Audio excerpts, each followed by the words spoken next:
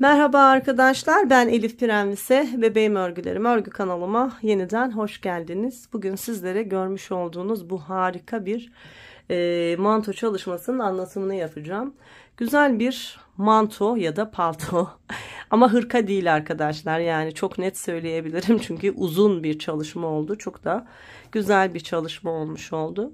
Yine Pinterest'te görmüş olduğunuz modellerden biri. Ortalama bir yıldır bu modeli anlatmamı benden istiyordunuz. Nasip bugün oldu. Yeni sezona böyle farklı güzel modellerle giriş yapmış olduk arkadaşlar. Kız bebekler için bir çalışma. Bakın bu aşağı kısımları oldukça geniş, büyük bir çalışma. Çok da güzel görünüyor. Hem önü hem arkası çok güzel görünüyor arkadaşlar. Bakın arkasına da hemen bakalım. Böyle harika bir çalışma. Kapşonumuz var. Çok keyifle ördüm ve anlattım. Böyle keyifle de örülüyor arkadaşlar. Biz bir örnek daha derken bir bakmışsınız bitiyor. Yani o yüzden böyle bakarak şey yapmayın. Gözünüzde korkmasın. Sadece şu etek kısmı genişlediği için burayı örerken biraz hani zor ilerliyor. Ama sonuç itibariyle gördüğünüz gibi harika bir çalışma oldu. Ve büyük de bir çalışma oldu arkadaşlar. Biraz büyük çalışmaya dikkat ettim. Yani rahat 2-3-4 yaşın, belki 5 yaşın, bilemiyorum, çocuğunuzun gelişimiyle alakalı kullanabileceği çok güzel bir palto çalışması olmuş oldu. 3 tam yumak ip bitirdim arkadaşlar. 4. yumaktan da çok az kullandım. Bakın göstereyim, kalan yumağım bu.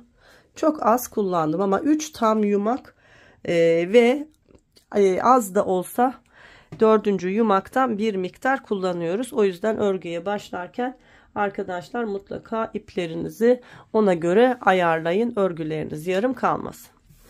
Evet, 2-3-4 yaşa kadar giyilebilir dedik. Ama şimdi bir de ölçü verelim.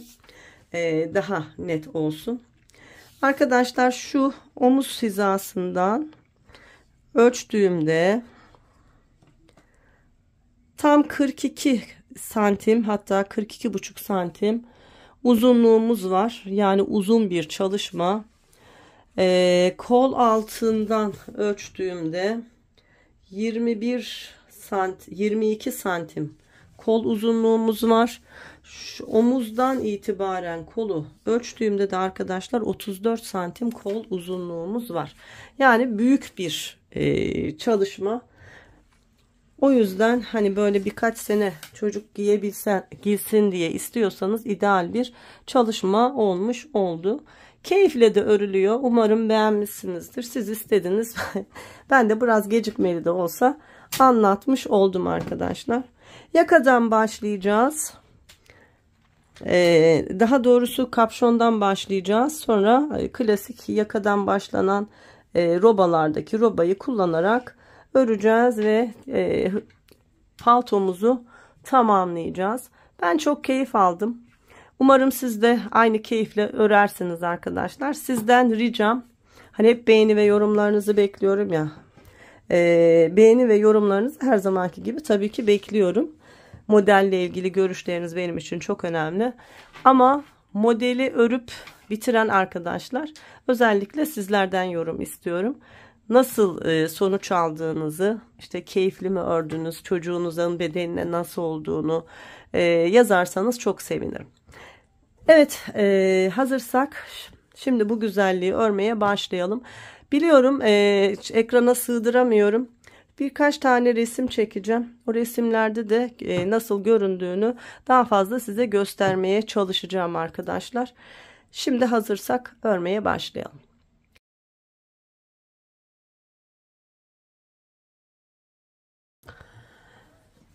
Arkadaşlar, model çalışmamı bu kez Lady Yarn marka iple yapacağım.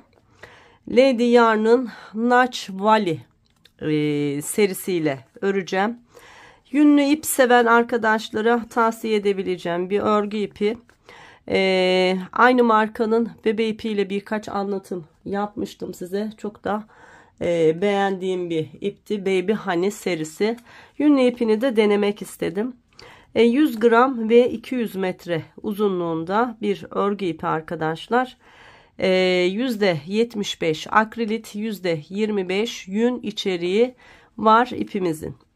Ve bakın orta kalınlıkta şöyle Nako Elite Baby'den filan biraz kalın bir örgü ipi. Şimdi bununla beraber çok güzel bir hırka öreceğiz. Rengimiz de çok güzel.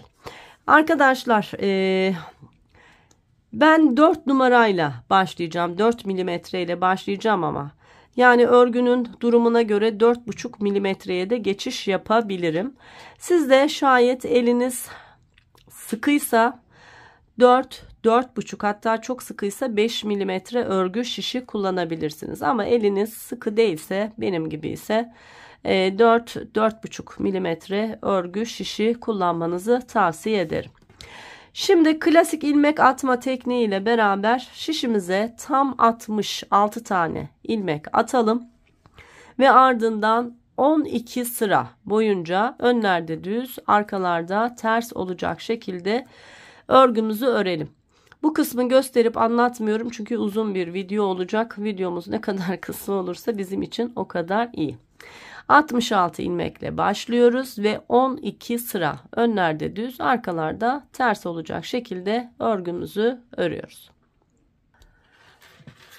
Evet, 66 ilmekle beraber bakın arkadaşlar 4 milimetre örgü şişi kullanarak ördüm. Şu anda bir problem yok, gayet normal, ne sıkı ne bol, böyle gayet güzel bir örgü elde etmiş oldum. 66 ilmeğimle beraber önlerde düz, arkalarda ters olacak şekilde sayalım hep beraber. Bakın 2, 4, 6, 8, 10, 12 sıra boyunca örgümü ördüm. Şimdi burası bizim kapşon kısmımız. Hırkamızın kapşonundan başlayarak örgümüzü öreceğiz. Kapşonumuzun tam ön kısmında şöyle içinden bağ geçirebileceğimiz bir çalışma aslında hazırlamış olduk. Şimdi devam edelim. Bu iki ucu birleştirmemiz lazım. Bunun da çok kolay bir yolu var. Daha önce patik çalışmalarında, hatta bir iki hırka çalışmasında da bunu kullandık. Bakın ilk ilmeğimizin başladığı yine ilk ilmeği buluyoruz. Bakın şurada şişimize ilmek attığımız ilmekler var ya, bakın.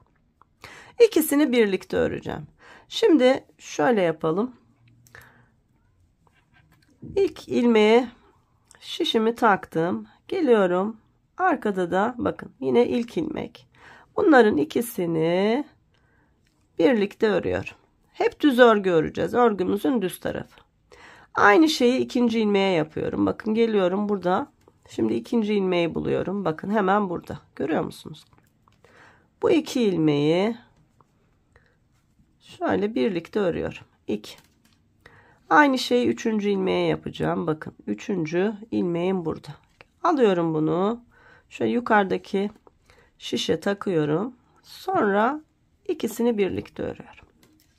Tekrar yapalım. Bakın sıradaki hemen burada dördüncü ilmek. Bakın getiriyorum. Şişime takıyorum. Sonra ikisini birlikte örüyorum. Birkaç tane örünce göreceksiniz ne kadar düzgün bir birleştirme oluyor. Bakın 5. ilmeğim. Aldım, şişime taktım ve ikisini birlikte ördüm. Bakın arkadaşlar arka kısmımızda ne kadar düzgün oluyor. Şimdi bu şekilde 66 ilmeğimizin tamamını öreceğiz ve şu görmüş olduğunuz iki kat bakın arasından ip geçireceğiz. Bu bizim kapşonumuzun başlangıç kısmı. 2 kat bir çalışma elde etmiş olacağız ve sonra devam edeceğiz. Şimdi bu çalışmayı bir bitirelim. Evet, ilmeklerimi birleştirerek sıra sonuna yaklaştım. Şurada son 3 ilmeğim var. Bunları da yine birlikte yapalım arkadaşlar. Bakın sırayla her bir ilmeği takip ederek geldim. Yine aynı şeyi yapıyorum. Alttan tam hizasındaki ilmek başlangıcıyla ilmeğimi birlikte ördüm. 2 tane kaldı. Bakın sıradaki ilmeği yukarıya aldım ve ikisini birlikte ört. Şimdi son bir ilmeğim var. Onu da hemen bakın geliyorum şuradan buldum, şişimi aldım ve ikisini birlikte ört. Bakın ne kadar düzgün bir çalışma yapmış olduk. Şimdi örgümüzün arka sırasındayız. Ters örgülerle sıramızı örüp tamamlayalım. Yine 66 ilmeğimiz var. Sayımız değişmedi. Sadece birleştirdik ve ördük.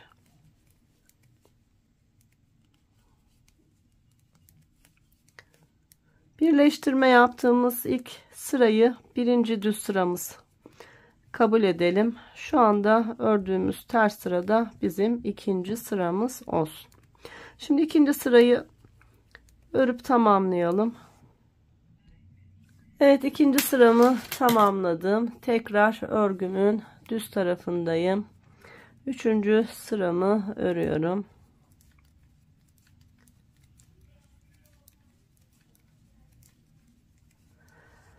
Arka sırayı ördüğümde dördüncü sıram olacak. Önü ördüğümde beşinci sıram olacak.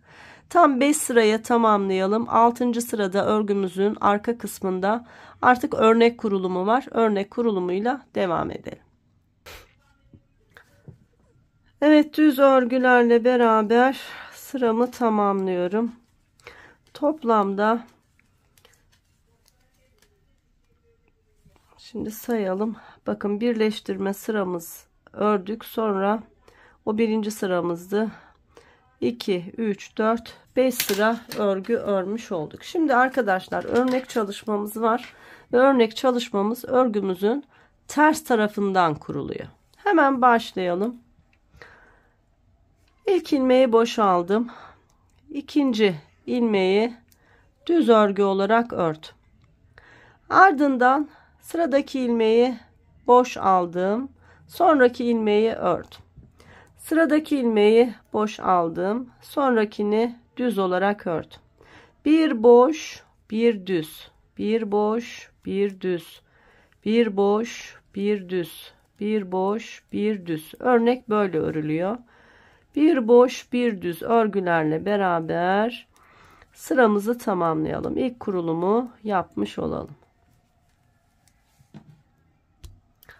Evet, sıra sonuna geldim. Bakın, en son bir düzden sonra bir boş, bir düzle beraber sıramı tamamladım. Bakın, örgümüzün düz tarafında böyle bir görüntü elde etmiş olduk. Şimdi düz tarafta sadece var olan ilmekleri düz örgü olarak örüyoruz. Başka hiçbir şey yapmıyoruz. Model çok kolay, çok da güzel görünüyor. Kurulumu arka tarafta yapıyoruz. Ön sırada sadece düz örgülerle örgümüzü örüyoruz. Evet, ilmeklerimizi düz örgü örüp sıramızı tamamlayalım. Arka sırada tekrar ikinci kurulumu yapalım.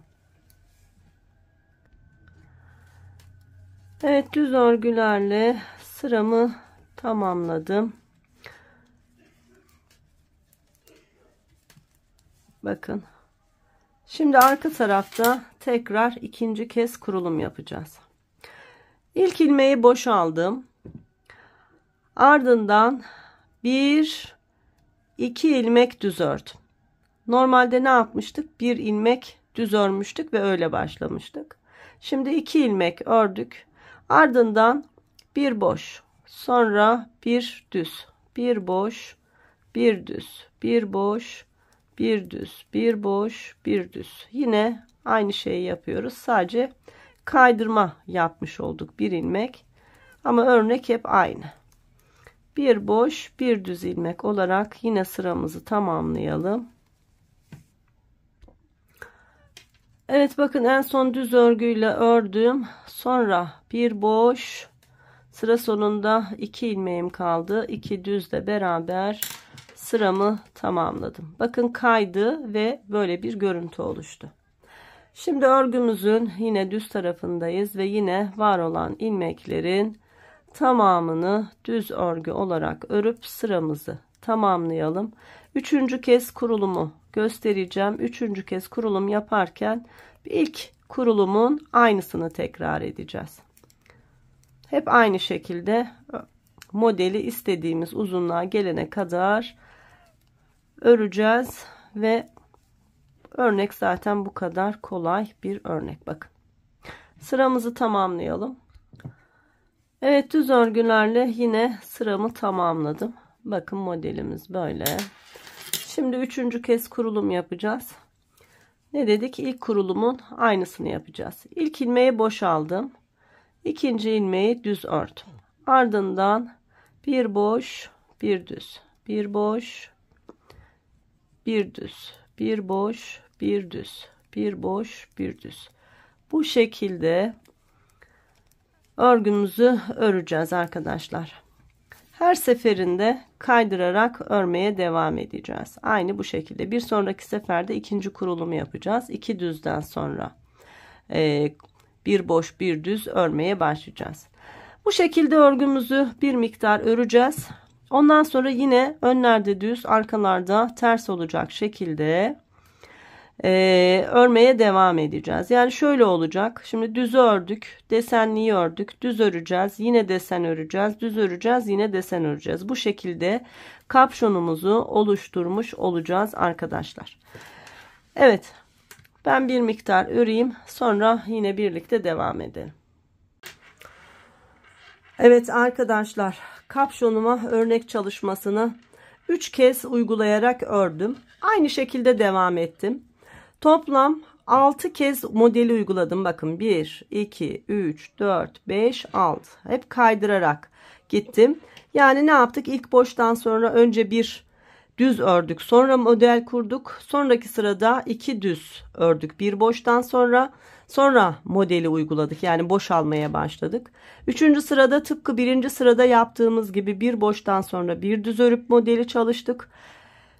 Dördüncü sırada bir boş iki düz uyguladıktan sonra boşalmaya başladık. 5'te tıpkı birinci ve üçüncü gibi, 6'da da ikinci ve dördüncü gibi uyguladık. Toplamda 6 kez modeli çalıştık.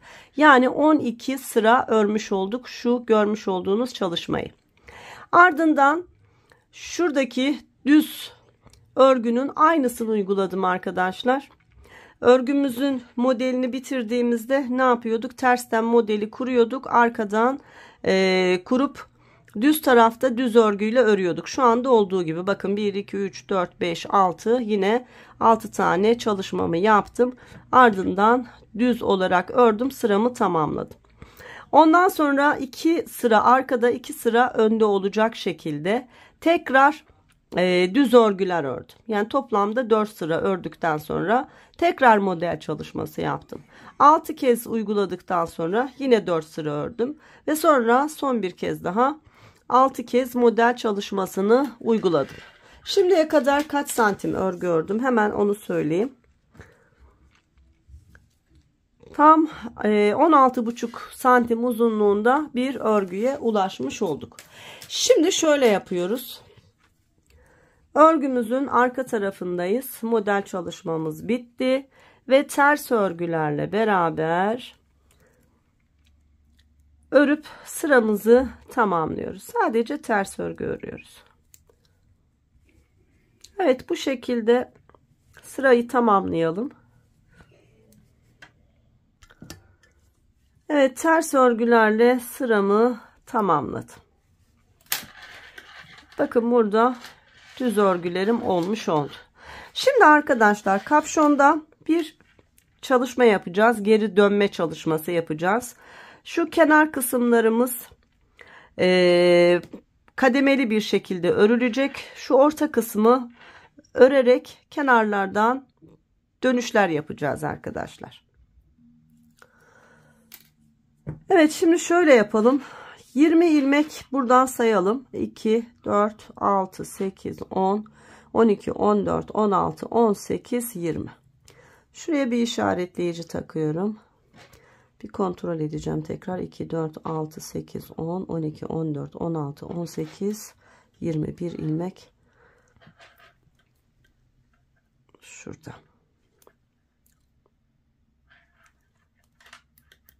Tekrar kontrol edelim. 2, 4, 6, 8, 10, 12, 14, 16, 18, 20. Evet. 20 ilmek sağ taraftan bıraktık. Şimdi 20 ilmek de bu taraftan sayalım. 2, 4, 6, 8, 10, 12, 14, 16, 18, 20. Bir ayraç da buraya takıyorum. Tekrar bunu da sayalım. 2, 4, 6, 8, 10, 12, 14, 16, 18, 20. Evet, arada da şimdi 20, 40, 26 ilmeğimizin kalmış olması lazım. 2, 4, 6, 8, 10, 12, 14, 16, 18, 20, 22, 24, 26. Evet. Bu şekilde kapşonumuzu işaretledik ve şimdi örmeye başlıyoruz. Düz örgülerle örüyoruz.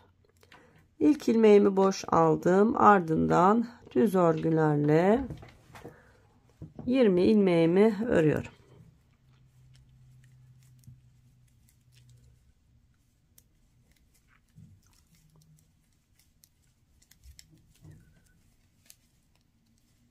Evet, 20 ilmeğimi ördüm. Şimdi yine ayracımı, şişimi aldım. Arada olan 26 ilmeğim var. Onu da yine örüyorum.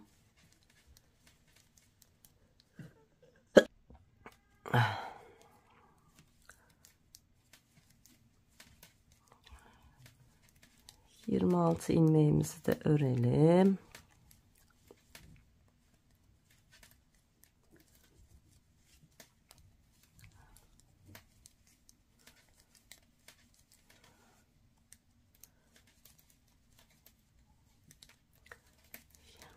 Evet, 26 ilmeğimi de ördüm. Şimdi ayracımın olduğu yere geldim. Burada 20 ilmek ayırmıştık. Şimdi bu 20 ilmekten 5 ilmek ilave ediyoruz. Yani 15 ilmek kalacak. Bakın. 1, 2, 3, 4, 5 ilmek ördüm. Sayalım. 2, 4, 6, 8, 10, 12, 14, 15. 15 ilmeğim kalınca yine işaretleyicimizi takalım ve geri dönelim. Şimdi son örmüş olduğum ilmeği şişime boş olarak alıyorum ve şöyle arkaya doğru bakın iyice kaydırıyorum. 2 ilmek gibi oldu. Farkında mısınız? Bu şekilde. Sonra ters örgülerle öreceğim. Ters sıram olduğu için. Ters örgülerle beraber işaretleyicimin olduğu yere kadar ilmeklerimi örüyorum.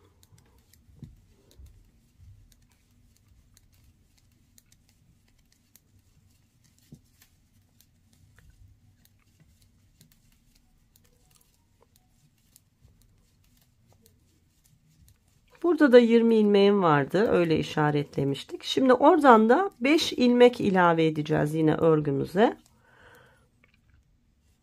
Oradan da geri döneceğiz. Bakın 20 ilmek kaldı. İşaretleyiciyi çıkardım. 1, 2, 3, 4, 5 ilmek ördüm. Burada da 2, 4, 6, 8, 10, 12, 14, 15 ilmeğim kaldı. Tekrar geriye dönüyorum. Bu kez yine şöyle çeviriyorum. Bakın. Şişimi aldıktan sonra şöyle boş alıyoruz önce. Sonra şöyle çeviriyoruz. Şurayı şöyle iyice aşağıya çekin arkadaşlar. Düz örgü öreceğim için düz tarafa alıyorum ipimi ve örüyorum. Yine işaretleyicimin olduğu yere kadar düz örgülerle ilerliyorum.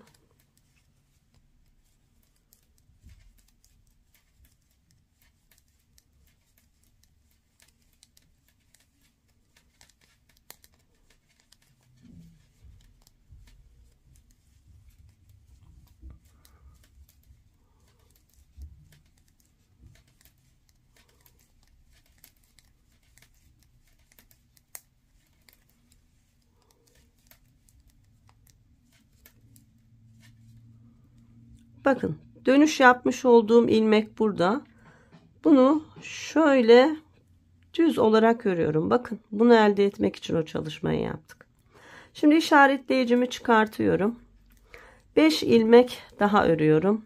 Bu kez 10 ilmeğim kalacak. 1 2 3 4 5. Geride 2 4 6 8 10 ilmeğim kaldı. Yine işaretleyicimi takıyorum. Şu ilk ilmeği boş alıyorum. Alırken de şöyle çeviriyorum.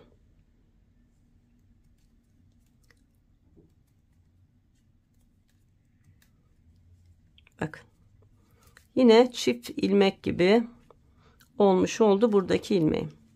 Sonra bunu kendime doğru alıyorum. Çünkü örgümün ters sırası. Ters örgülerle işaretleyicimin olduğu yere kadar ilmeklerimi örüyorum.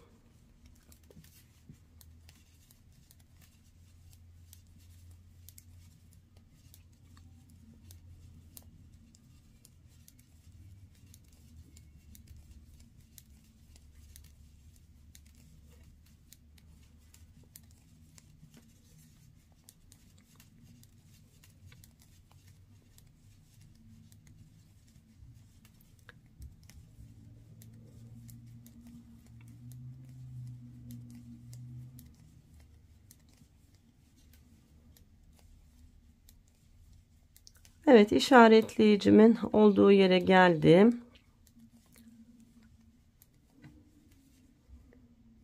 Şimdi bakın burada çift görünümlü ilmeğim var. Yine ters örgülerle bu iki ilmeği birlikte örüyorum. Bakın burada da yine o düzgün görüntüyü elde etmiş olduk. Şimdi 5 ilmek buradan ilave ediyorum yine. 1 2 3 4 5. Burada da 10 ilmeğim kaldı. Bakın 2 4 6 8 10. Yine işaretleyicimi taktım. İlk ilmeğimi şişime boş aldım. Şöyle kendime doğru çekiştirdim. Bakın çift ilmek görünümü oldu. Sonra düz öreceğim için ipi arkaya attım ve düz örgülerle ilmeklerimi örmeye başladım. Evet, ayracın olduğu yere kadar örelim. Sanırım anlaşılır olmuştur.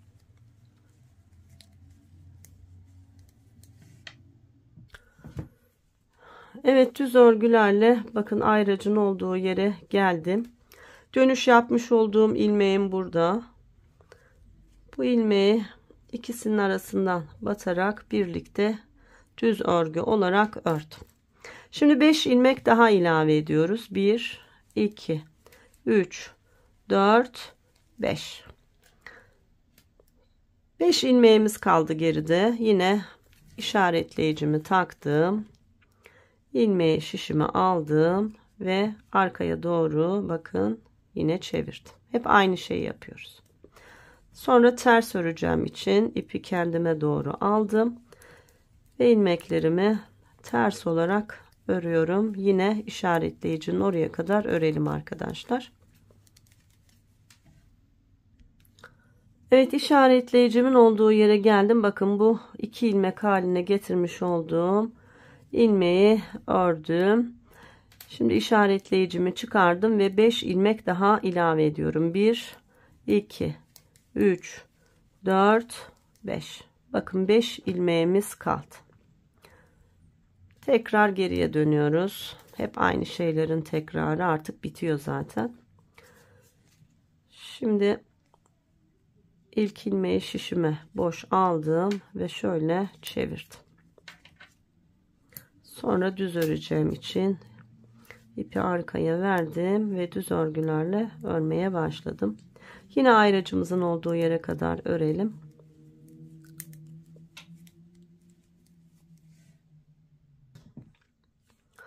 Evet, işaretleyicimin olduğu yere kadar geldim. Bakın çift ilmek görünümündeki ilmeği ördüm. Bakın ne kadar düzgün oluyor. Diğer tarafı da göstereceğim. Şimdi son 5 ilmeğim vardı. Artık bu son 5 ilmeği de örüyorum ve çalışmam bitmiş oluyor. Arka sıradayız. Ters örgülerle geleceğiz arkadaşlar. Şurada 5 ilmeğimiz kalmıştı. Onu da ilave edeceğiz. Oraya kadar bir örelim.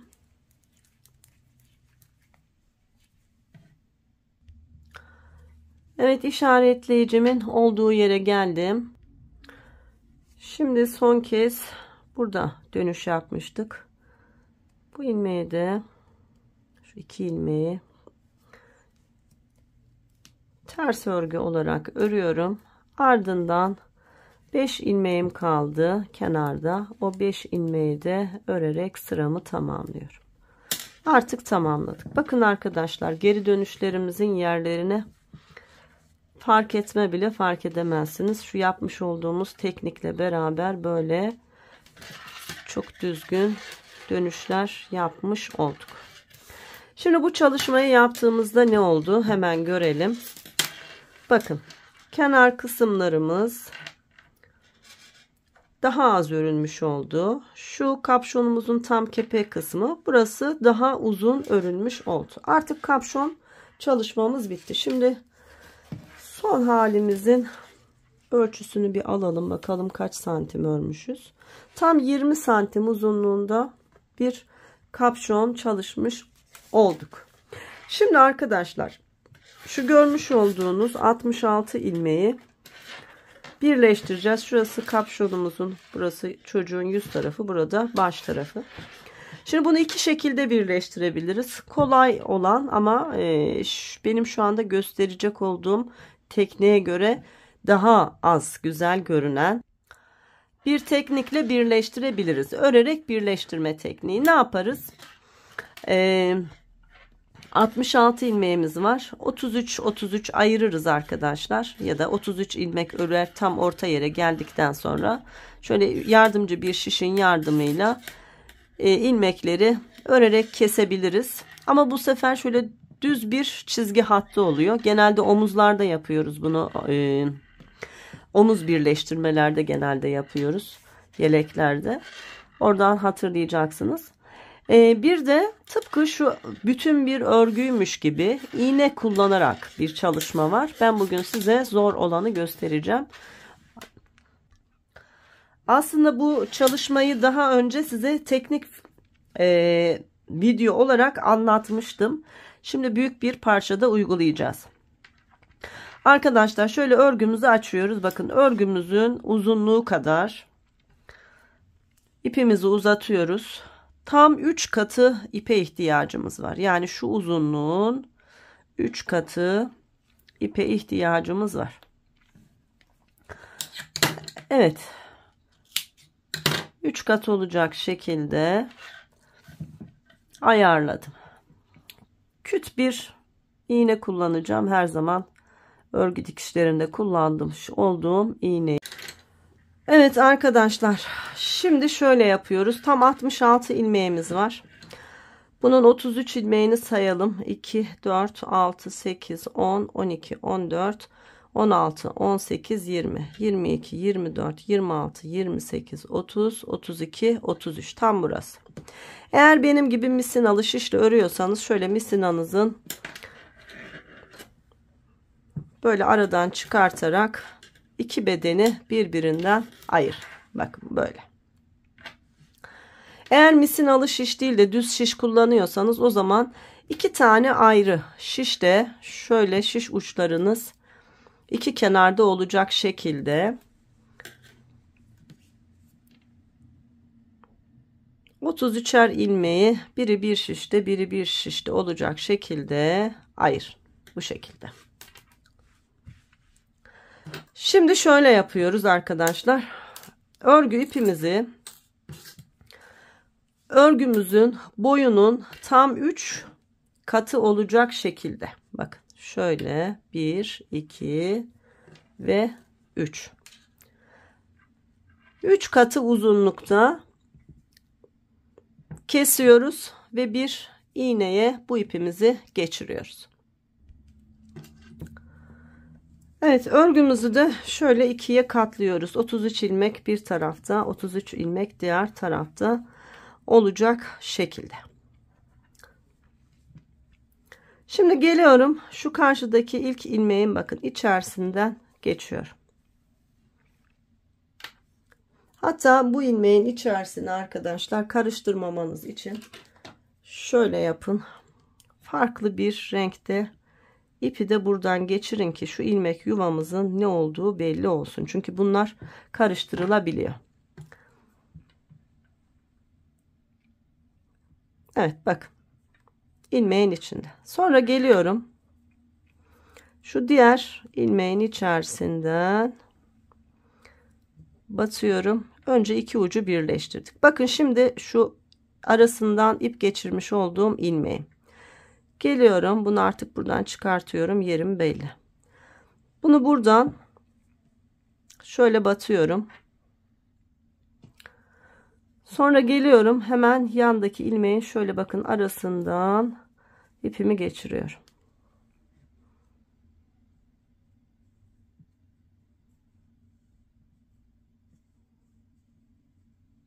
Bakın burada. Şimdi şu arasından ilmek geçirdiğim şu ilmeği bırakıyorum. Bakın bunun da tam arasından şöyle giriyorum. Sonra geliyorum. Yandaki ilmeğin arkasından içeri doğru batıyorum. Bu içine giriş yaptığımız ilmekleri takip edin arkadaşlar. Bunlar bizim için önemli. Şimdi sıradaki ilmek bakın şu. Bakın. Bir bundan bir yandakinin içerisinden yine battım. Sonra geliyorum. Yine buradaki ilmeğim bakın bu. Bunun içerisinden ve yanındakinin içerisinden.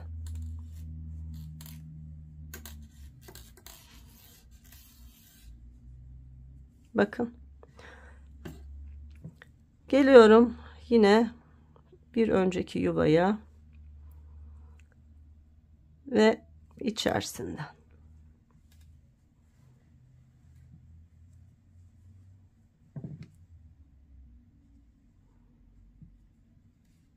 Geliyorum. Bakın ilmek burada.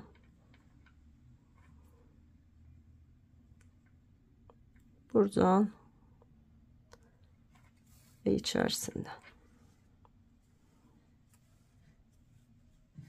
Bakın örgümüzün sanki bütünmüş gibi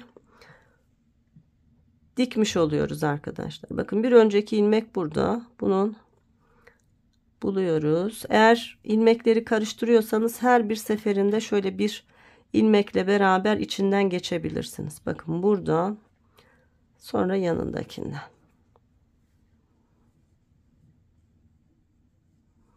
Geliyorum. Bakın buradan yanındakinden.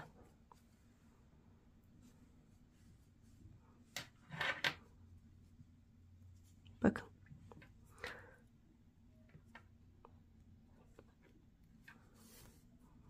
Bu şekilde ilmeklerimizin tamamını birleştiriyoruz.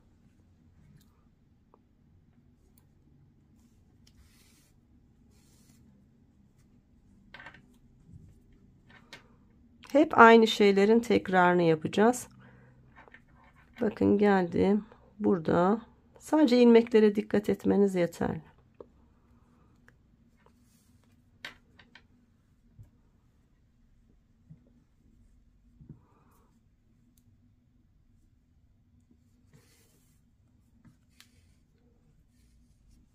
Bakın arkadaşlar. Bu şekilde bütün ilmeklerimizi çalışalım ve bitirelim. Evet, tamamlamak üzereyim arkadaşlar. Bakın en son batmıştım. Geldim. Yine aynı ilmek yuvasının içinden battım. Yandaki ilmeğin içerisinden çıktım.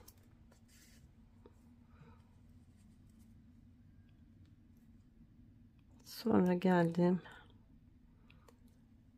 Bir önceki yuvanın içerisinden battım. Yandaki ilmeğin içerisinden çıktım. Şimdi buradaki son ilmeğim. Bunun içerisinden battım. Diğerinin içerisinden çıktım. Son olarak yine şu yuvanın içerisinden battım. Ve artık burada düğümleyerek sabitleyeceğim. Birleştirmeyi de tamamlamış olduk.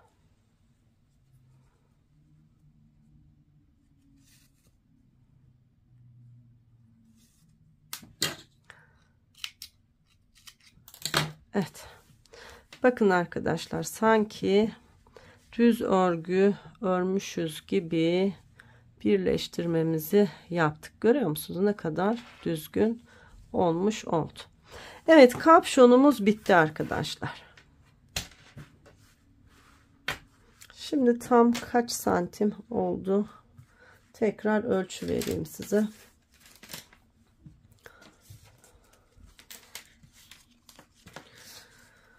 Şöyle uç kısmını tuttuğumda tam 22 santim uzunluğunda. Şu alt kısmı, dar kısmı da 18,5-19 santim uzunluğunda.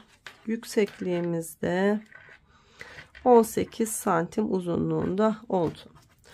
Evet, şimdi arkadaşlar alt beden çalışmasına başlayacağız. Kapşonumuzdan ilmek alacağız ve hırkamızı öreceğiz. Evet, başlayalım. Şimdi hırkamızın ön bedeninden başlayacağız. Şu ilik düğme kısmı için arkadaşlar şu kısa bir ip bırakarak sadece 8 ilmek çalışacağız. Bakın 1 2 3 4 5 6 7 8 ilmek çalıştım. Ardından ilmek almaya başlayacağız. Bakın şu kapşonumuzun şu ön kısmı, şura bağcık geçecek olan kısım, buradan ilmek almıyoruz. Hemen bunun şuradan başlıyoruz arkadaşlar. Buradan şimdi ilmek çıkartarak devam edeceğiz. Tam kenardan başladım bakın. Her bir ilmeğin arasına batıyorum ve bir ilmek çıkartıyorum.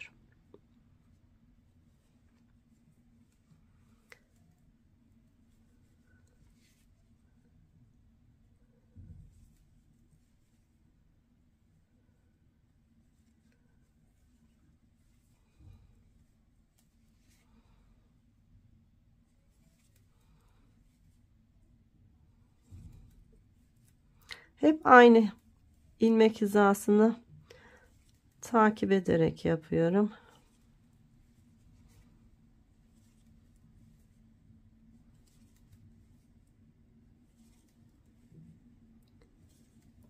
Bakın örnekli kısımdan her örnek arasından batıyorum. Tam öyle denk geliyor ve bir ilmek çıkartıyorum. Evet, bu şekilde diğer şu uç kısma kadar ilmeklerimizi çıkaralım. Evet arkadaşlar, ilmeklerimi alarak sona yaklaştım. Tam şu orta birleştirmenin olduğu yere kadar 26 ilmek çıkardım. Bakın şu 8'den sonra ilmek çıkartmaya başladım. 2 4 6 8 10 12 14 16 18 20 22 24 26, bir daha sayayım. 2 4 6 8 10 12 14 16 18 20 22 24 26. Şimdi tam orta yerimiz burası. Önemli olan şurada kaç tane sayı çıkardıysak tam orta yere kadar, diğer başa kadar da aynı sayıda ilmek çıkarmamız lazım. Bizim için önemli olan bu. Benden bir ilmek eksik, bir ilmek fazla çıkarmış olabilirsiniz. Bir iki ilmeğin hiçbir önemi yok. Şimdi devam edelim bakalım. 2, 4, 6, 8, 10, 12, 14, 16, 18, 20, 22, 24. Yani 2 ilmek daha çıkardığımda bakın tam denk geliyor zaten. Hep aynı aralıklarla çıkardığımız için 25 ve 26. Yani 26 26 52 ilmek çıkarmış olduk. Şimdi 52 ilmeği çıkardık bakın. Şu başta yapmış olduğumuz 8 ilmek artırmayı burada da yapacağız. İsterseniz klasik ilmek atma tekniğiyle atabilirsiniz. Ben örerek çalışıyorum. Şöyle yapıyorum. Şu son ilmeğimin içerisine bakın girdim. Bir ilmek ördüm. Bunu şişime taktım. Aynı ilmeği tekrar ördüm. Yeni ilmeği şişime taktım. 2. Bir daha ördüm. 3. Bir daha ördüm. 4. 5. 6. 7. Ve 8. 8 de burada ilmek artırmış olduk. Toplamda ne oldu? 8 8 16 52 daha 62 68. Evet, şimdi arkadaşlar şu 8 ilmeğin sonrasında çıkarmış olduğumuz 52 ilmekte kesim yapacağız. 8 ilmek eksilteceğiz ve şu kısmı toparlayacağız. Yaka kısmımız olacak. Aynı zamanda da roba kurulumu için sayılarımız hazır olmuş olacak. Şimdi başlıyoruz. Bu ilk 8 ve son 8 ilmek pirinç örgü olacak arkadaşlar. Bunları pirinç örgü öreceğiz. Eğer düz kenar çalışması yapmak istiyorsanız 2 ilmeği ters örerek başlayabilirsiniz. Örgümüzün ters sırası. İlkini boşaldım, ikincisini ters olarak ördüm. Ardından bir düz, bir ters, bir düz, bir ters pirinç örgü olarak örüyorum. 2 4 6 8 ters de bitti. Şimdi arkadaşlar 52 ilmeğimizi 44 ilmeğe düşüreceğiz. Dolayısıyla 8 ilmek keseceğiz. Şöyle birkaç ilmek ters örgü örüyorum. 3 4 tane ördüm. Bu sıra zaten hep ters sıramız. Sonra 2 ilmeği birlikte ördüm. Bir kesim yaptım. 1 2 3 ilmek ördüm. 2 ilmeği birlikte ördüm. Kestim 2. 1 2 3 tane ördüm. 2 ilmeği birlikte ördüm. 3 etti. Tekrar 1 2 3 ördüm. Bakayım şu orta yere az mı kaldı? Az kaldı. 2 ilmeği birlikte ördüm. 1 2 3 4 ilmek ördüm. 2 ilmeği birlikte ördüm. 5 1 2 3 4 2 ilmeği birlikte ördüm. 6 1 2 3 4 2 ilmeği birlikte ördüm. 7 1 2 3 4 2 ilmeği birlikte ördüm. 8 kere kestim sanırım, bir kontrol edeyim. 2 4 6 7 8 10 12 14 16 18 20 22 24 26 28 30 32 34 36 38 40 42 2 4 6 8 8 kere kesmemişim. 2 4 6 8 10 12 14 16 18 20 22 24 26 28 30 32 34 36 37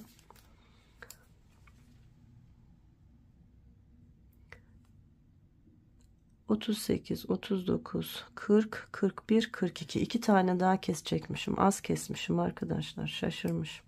Tamam, 2 ilmeği birlikte ördüm. Ardından 1 ilmek ördüm. Sıradaki 2 ilmeği birlikte ördüm. Sonra 2 ilmek daha ördüm. Son 8 ilmeğim zaten ilik düğme. Şimdi tekrar sayayım. 2, 4, 6, 8, 10, 12, 14, 16, 18, 20, 22, 24, 26, 28, 30, 32, 34, 36, 38, 42. 42 ama bizim 44 ilmeğimiz olacaktı. Fazla kestim. Arkadaşlar çok ağır bir grip geçiriyorum. Ve bu gribi ortalama 1 aydır geçiriyorum. Hala iyileşemedim. İnanın aklım da başımda değil yani. Evet. Aslında kesmişim ama sayıyı şaşırmışım. Tamam, o zaman ne yaptık? 44 olacak şekilde şu son 2 tane kesmeyi iptal ettim. Ve ters örgülerle son 8 ilmeğe kadar ilmeklerimi ördüm. 2, 4, 6, 8. Şimdi son bir kez daha kontrol edeceğim. Yanlış bir şey yapmayayım. 2, 4, 6, 8 ilmekten sonra sayıyorum. 2, 4, 6, 8, 10, 12, 14, 16, 18, 20, 22, 24, 26, 28, 30, 32, 34, 36, 38, 40, 42, 44. Evet. Arkadaşlar özür dilerim. Şimdi son 8 ilmeğimizi yine pirinç örgü olarak çalışıyoruz. Bir ters, bir düz, şunu da sıkıştırıyoruz. Bir ters, bir düz, bir ters, bir düz ördükten sonra ipi kendime aldım. Bakın, düz kenar çalışmak isteyen arkadaşlar son 2 ilmeği boşaldım. Eğer düz kenar değil de pirinçle bitirmek istiyorsanız yine bir düz bir ters öyle örerek bitirebilirsiniz.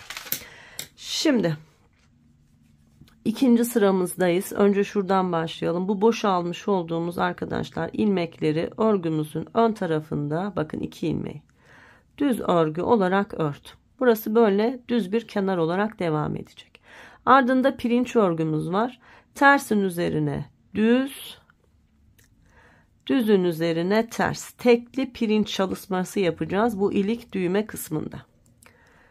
Düzün üzerine ters, tersin üzerine düz. 2, 4, 6, 8 ilmeğimi bu şekilde çalıştım. Evet, şimdi roba ayrımları yapacağız arkadaşlar. Şimdi bu 8 ilmek haricinde 6 ilmek düz örüyoruz. Örgümüzün düz tarafında düz öreceğiz. Ters tarafında ters öreceğiz. Ve roba ayrımlarını bu şekilde buradan da ayarlayacağız. Şimdi 2, 4, 6, 8 ilmekten sonra 6 ilmek düz örüyorum. 1, 2, 3, 4, 5, 6. Burası benim ön bedenim oldu. Şimdi ayraçla devam edelim. Hemen işaretleyicilerimizi takalım. Hatta buradayken takalım arkadaşlar. Sonra devam edelim. 2 tane roba ayrımı için ilmek bırakıyorum. İkinci ayraç yerim hemen burası. Ön bedenle kolu ayırmış olduk. Şimdi kol ilmeklerim var. 6 ilmekte kolum için 2, 4, 6 ayırıyorum. Buraya da bir ayraç taktım. Roba ayrımım için 2 ilmek yine bırakıyoruz. Roba ayrımları hep 2 ilmek. Bakın 2 ilmeği bıraktım. İşaretleyicimi taktım. Şimdi arka bedene geldik. Arka bedene de 12 ilmek ayırıyoruz. 2, 4, 6, 8, 10, 12.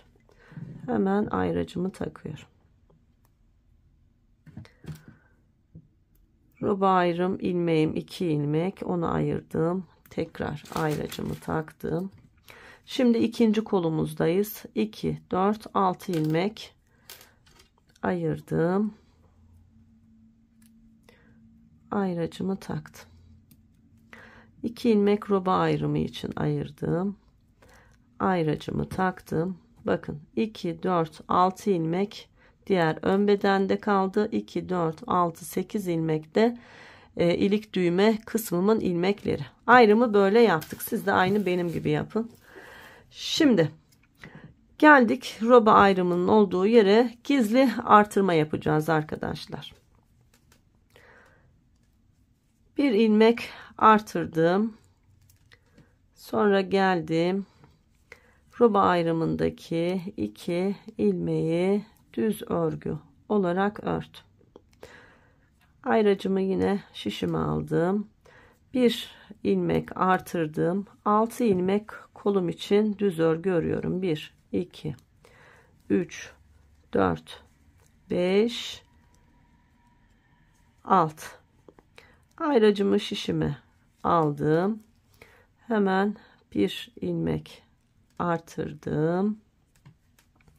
Roba ayrımı için 2 düz ilmek ördüm. Yine ayracı şişime aldım. Bir ilmek artırdım. Arka bedende 12 ilmeğim var. Onu örüyorum. 1, 2, 3, 4, 5, 6, 7, 8, 9, 10, 11, 12 ilmeğimi ördüm. Yine ayracımı şişime aldım. Bir gizli artırma yaptım. Roba ayrımında 2 tane ilmeğim var. 1, 2, düz olarak ördüm. Tekrar ayracı şişime aldım. Bir ilmek artırdım. İkinci kolum için 6 tane düz ilmek örüyorum. 3, 4, 5, 6. Tekrar bir artırma yaptım. Ayracı şişime aldım. Aradaki 2 düz ilmeği, 1, 2 düz ilmeği ördüm. Ve bir gizli artırma yaptım. Şimdi 1, 2, 3, 4, 5, 6 ilmeği düz ördükten sonra 8 ilmeğim kaldı ilik düğme kısmında. Burada da pirinç örgü örüyorum. Bakın, düzün üzerine ters, tersin üzerine düz, düzün üzerine ters, tersin üzerine düz, düzün üzerine ters, tersin üzerine düz. Arkadaşlar, burada da bu tarafta son 2 ilmek kalınca bu 2 ilmeği şişimize boş alıyoruz. İpimiz arka tarafta olacak şekilde. Dönüyorum. Şimdi bu boş almış olduğum ilmekleri ters örgü olarak örüyorum. Ardından yine pirinç çalışmam var. Bakın, tersin üzerine düz, düzün üzerine ters, tersin üzerine düz, düzün üzerine ters. 8 ilmeğimi bu şekilde 2, 4, 6, 8 ördüm. Ardından var olan ilmeklerin tamamını ters örgü olarak örüp sıramı tamamlıyorum. Bakın, artış yapmış olduğum ilmeklerim de dahil var olan ilmeklerin tamamını ters örgü örüyorum. Arkadaşlar, bu şekilde sıramızı tamamlayalım.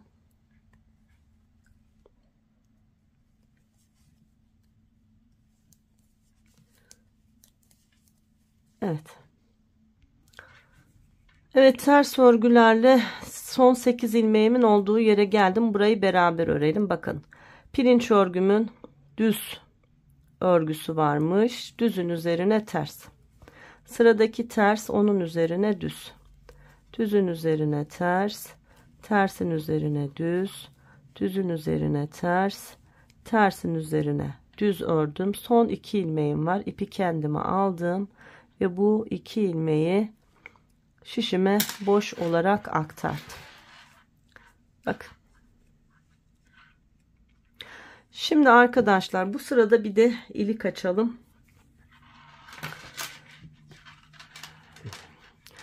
Kız çocuklarında ilik çalışması sağda, erkek çocuklarında solda olur. O yüzden sıra sonunda ilik çalışması yapacağız. Şimdi yine başlayalım. İkinci kurulumu da yapmış olalım. Şimdi boşalmış olduğumuz 2 ilmeğimiz vardı. Bu 2 ilmeği örerek örgümüze başlıyoruz. Bakın düz kenarımız zaten belirgin oldu. Ardından tersin üzerine düz, düzün üzerine ters, tersin üzerine düz, düzün üzerine ters. 2, 4, 6, 8 ilmeğimi ördüm. Şimdi artış yaptık. 6 tane ilmeğimiz vardı. Bakın artışla beraber 7 oldu. 2, 4, 6, 7. Şimdi yapacağımız artışla 8 olacak. İkinci kez artış çalışması yapıyoruz. 1, 2, 3, 4, 5, 6'yı ördüm. Bakın yedincisi bir önceki artışım. Bundan 7. Şimdi hemen bir gizli artış yaptım. Ayracı şişime aldım. Yine roba ayrımının 2 ilmeği var. Bu hep böyle kalacak. Bu 2 ilmeği ördükten sonra bir gizli artış daha yaptım. Kolumuzda 6 ilmek vardı. Ne oldu? 2, 4, 6, 8 ilmek olmuş oldu. Bu şimdi 10 ilmek olacak arkadaşlar. Şu yaptığımız artışla beraber. Bakın bir tane yaptık. Şimdi bir önceki ilmekleri örelim. 1, 2, 3, 4, 5, 6, 7. Şu yine bir önceki artış ilmeğim 8. Bakın şimdi yaptığımla 9 ve şimdi şu anda yapacağım artışla 10 ilmeğe çıktı. Bir önceki 2 artışla 6'dan 8'e çıktı. Şu anda yapmış olduğum 2 ilmek artışla 10 ilmeğe çıktı sayımız. Yine roba ayrımında 2 düz ilmeğim var. 2 düz ilmeğimi ördüm. Sonra hemen bir artış yaptım. Arka bedende de 12 ilmeğimiz vardı. Sağında solunda artış yaptığımız için 14 oldu. Şimdi yapacağımız artışlarla 16 olacak. Bakın bu bir şu an yaptığım. Sonra örüyorum 2, 3, 4, 5, 6, 7, 8, 9, 10, 11, 12, 13, 14, 15 ve şimdi yapacağım artışla tam 16 oldu. Yine ayracımı takıyorum. Roba ayrımının 2 düz ilmeği var. Bu 2 düz ilmeği ördüm. Şimdi ikinci koluma geldim. Yine 2, 4, 6, 8 ilmeğim var şu an yaptığım artışlarla. Sağında ve solunda artış yapınca 10 ilmek olacak. Hemen yapalım. Bir ilmek artırdım. Sonra örüyorum. 1, 2, 3, 4, 5, 6, 7, 8, bununla 9 ve şimdi yapacağım artışla 10. Sayalım. 2, 4, 6, 8, 10.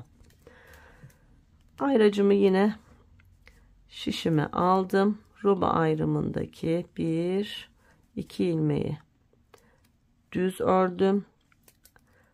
Ayracı şişime aldım. Bir gizli artış yaptım. Bakın ön bedenimde de 2, 4, 6, 7 ilmeğim vardı. Şimdiki artışımla 8 oluyor. Bu 7 ilmeği artış yaptıktan sonra örüyorum. Artış yaptığım ilmeğimle 2, 4, 6, 8 ilmek çalışmış oldum. Şimdi geldik sıra sonuna. Burada bir ilik çalışması yapalım arkadaşlar. Hem pirinç öreceğiz hem de iliğimizi çalışacağız. Şimdi ilk ilmeğim düz.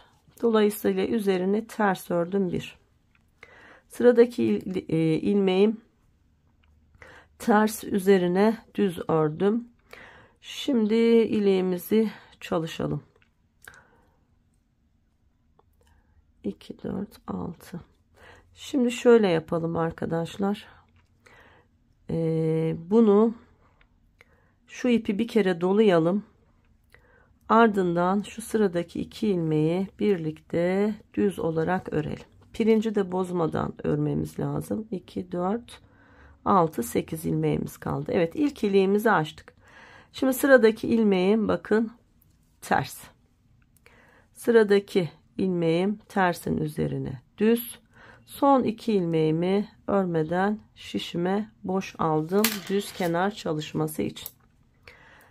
Geliyorum, boşalmış olduğum bu ilk 2 ilmeği ters örgü olarak örüyorum.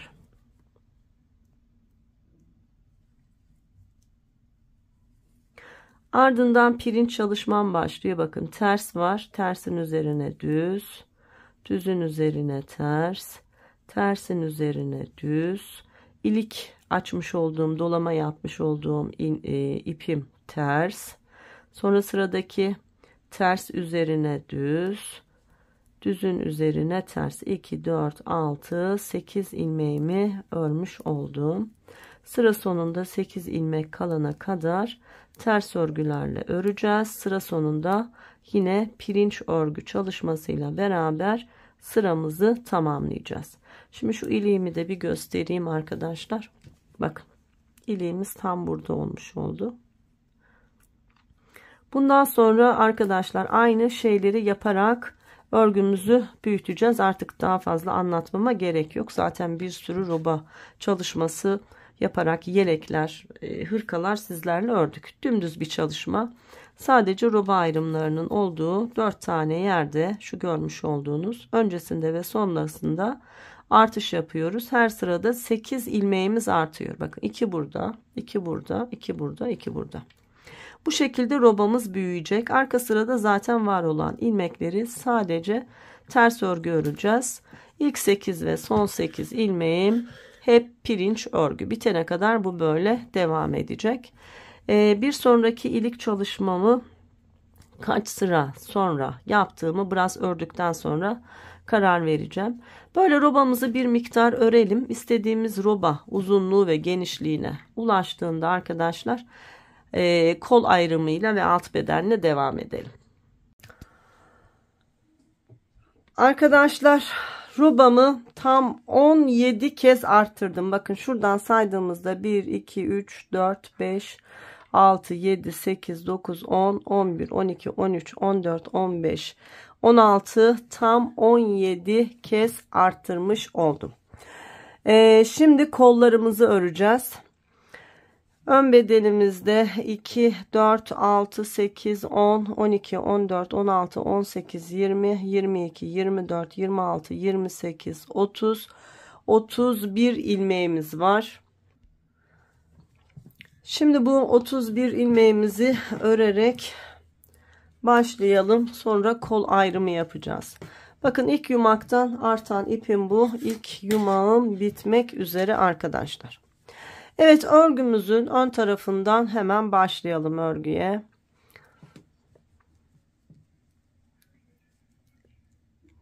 İlk 2 ilmeğimi düz ördükten sonra pirinç örgülerle ilik düğme kısmımı örüyorum. Bu arada arkadaşlar ikinci iliğimi de açtım. Onu da hemen göstereyim size. Bakın 2, 4, 6, 8 pirinç sırası, şu kabarıkları saydığımda 2, 4, 6, 8 pirinç sırası arayla ikinci iliğimi açtım. Şu anda 2, 4, 6, 8. Şu sıranın sonunda da üçüncü iliğimizi açacağız. Yani 2 ilik arası 8 pirinç örgü sırası arkadaşlar. Normal sıra sayımızla eğer takip edersek 16 sıra arayla, öyle söyleyeyim. Şimdi 8 ilmeğimizi ördükten sonra ön bedendeki ilmeklerimi düz örgülerle örüyorum. Toplamda 31 ilmeğimiz oldu artışlarımızla beraber ön bedenimizde.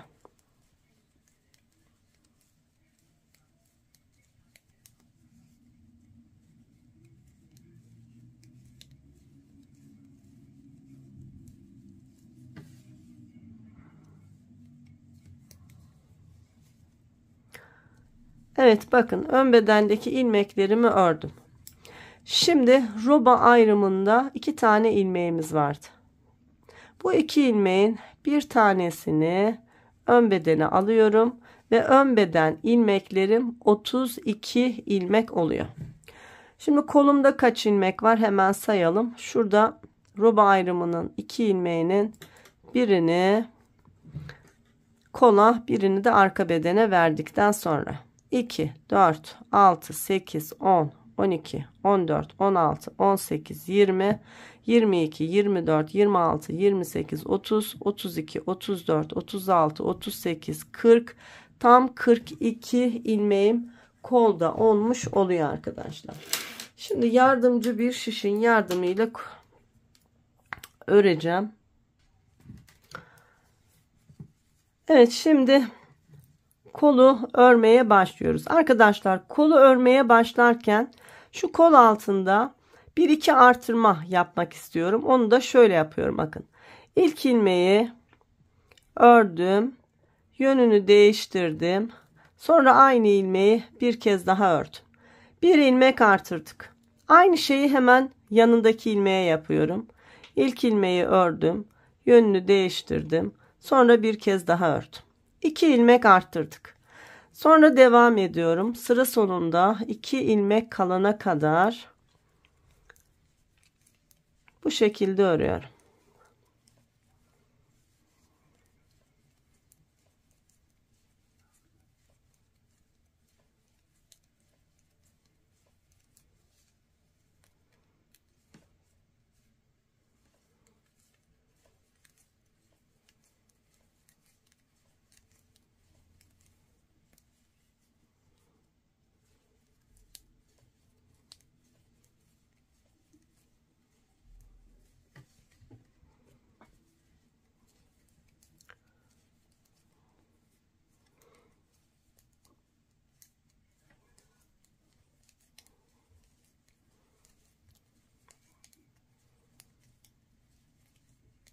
Evet, bakın 2 ilmeğim kaldı. Roba ayrımının ilmeğinin birini arka bedene, birini kola bırakmıştık. Şimdi aynı çalışmayı burada yapıyoruz.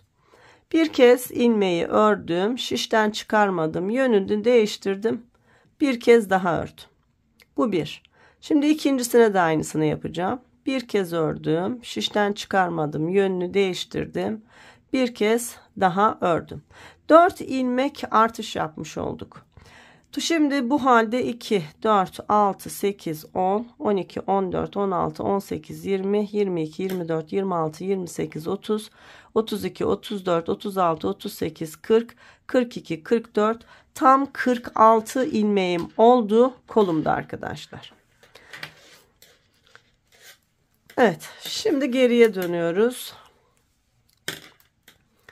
46 ilmeğimizi birkaç sıra önlerde düz, arkalarda ters olacak şekilde öreceğiz. Sonra bu örnek çalışmamızın aynısını kolumuzda uygulayacağız arkadaşlar. Şimdi ilk sırayı ördük, ayırdık kolu. Şu arka sırayı şu an örerken ikinci sıramızı örmeye başlamış olduk. Sıramızı tamamlayalım. Evet, ters örgülerle sıramı tamamladım. 2 sıra örmüş olduk. Bakın 46 ilmeğimizden oluşan kol ilmeklerimiz ve 2 sıra ördük.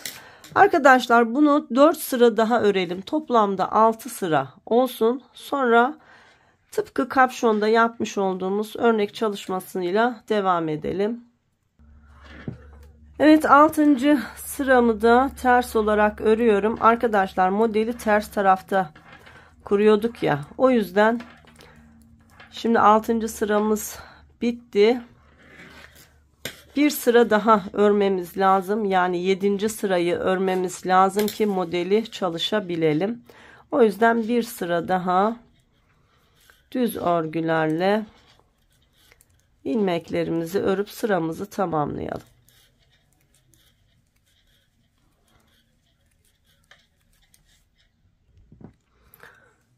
Evet, bir sıra daha ördük. Toplamda 7 sıraya tamamlamış olduk. Bakın, uzunluk ölçüsü de vereyim size. Hatta robanın uzunluğunu da söyleyeyim. Unuttum onu söylemeyi arkadaşlar. Şimdi kolumuzu ayırdıktan sonra tam 3,5 santim uzunluğunda bir örgü ördük. Robamı söyleyeyim.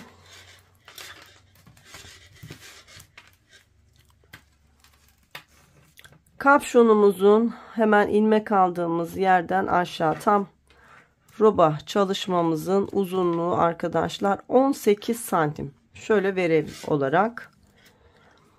İlik düğmeli olan şu ön bedendeki kısmı da ölçtüğümde 14 santim arkadaşlar. Evet. Şimdi kolumuzu 7 sıra düz ördükten sonra şimdi model çalışması yapacağız. Tıpkı kapşondaki çalışmanın aynısını yapacağız. Ne yapıyorduk? İlk sırada ilk ilmeği boşalıyorduk. Sonra bir ilmek düz örüyorduk. Ardından modeli kuruyorduk. Bir boş, bir düz, bir boş, bir düz, bir boş, bir düz. Bu şekilde modelimizi çalışalım.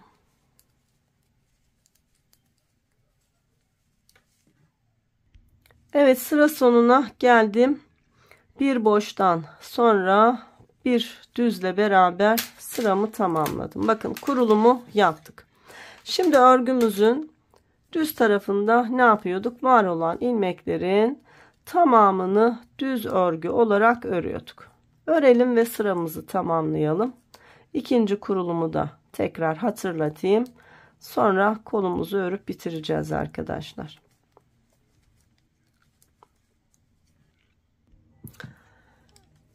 Evet, sıramı düz örgülerle beraber tamamlıyorum.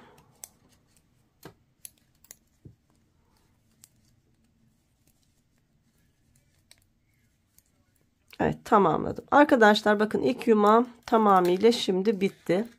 Bu tür durumlarda sırayı dönmeyecekse ipiniz şöyle biraz uzun bırakarak fazlasını alın. Ardından yeni yumağa geçiş yapın arkadaşlar. Örgü arasına mümkün mertebe yeni ip bağlamayın. Kenar kısımda daha kolay olur. Daha düzgün olur. Örgünüz bozulmaz. Özellikle de daha kalın iplerde böyle çalışmanızı tavsiye ederim. Evet, şimdi hemen başlayalım. İlk ilmeğimizi boş aldık. İkinci kurulumda ne yapıyorduk? 1 2 ilmek düz ördükten sonra bir boş, bir düz, bir boş, bir düz, bir boş, bir düz. Bu şekilde model kurulumuna devam ediyoruz. Üçüncü sırada yine bir düzden sonra bir boş şeklinde, tıpkı kapşonda yaptığımız gibi örmeye devam edeceğiz. Yine 6 sıra 6 örnek, yani toplamda 12 sıra olacak şekilde öreceğiz ve yine tıpkı kapşonda olduğu gibi aynı şeyleri yapacağız. 4 sıra düz örgü öreceğiz. 6 tane motif çalışacağız. Şuranın tamamını aynen çalışacağız arkadaşlar. Kolumuz böyle oluşacak. Bu şekilde çalışalım. Hiç kesme yapmayacağız. Var olan ilmeklerle beraber devam edeceğiz. Kol öyle bir kol. Orijinali öyle olduğu için biz de aynı şekilde çalışacağız. Evet, bir miktar örelim. Sonra yine beraber devam edelim. Arkadaşlar, kolumu tam 3 örnek boyunca ördüm ve aralara yine 4 sıra düz örgü yaptım. En son 3. model çalışmamdan sonra 3 sıra boyunca örgümü ördüm. Şimdi dördüncü sırada, son sırada bilek kısmının lastiğini örebilmek için bir kesim çalışması yapacağız. Kol ilmeklerimizi azaltacağız. Evet, başlayalım. Bakın, ilk ilmeği şişime boş aldım. Sonra sıradaki iki ilmeği birlikte düz olarak ördüm. Sonra bir ilmek düz ördüm. Sonra sıradaki iki ilmeği birlikte ördüm. Bir tane tek örüyoruz. Bir tane de iki ilmeği birlikte örerek bir kesim yapıyoruz. Bir ör, bir kes. Bir ör, bir kes. Bir ör, bir kes. Bütün ilmekleri bu şekilde örelim, bakalım kaç ilmeğimiz kalacak.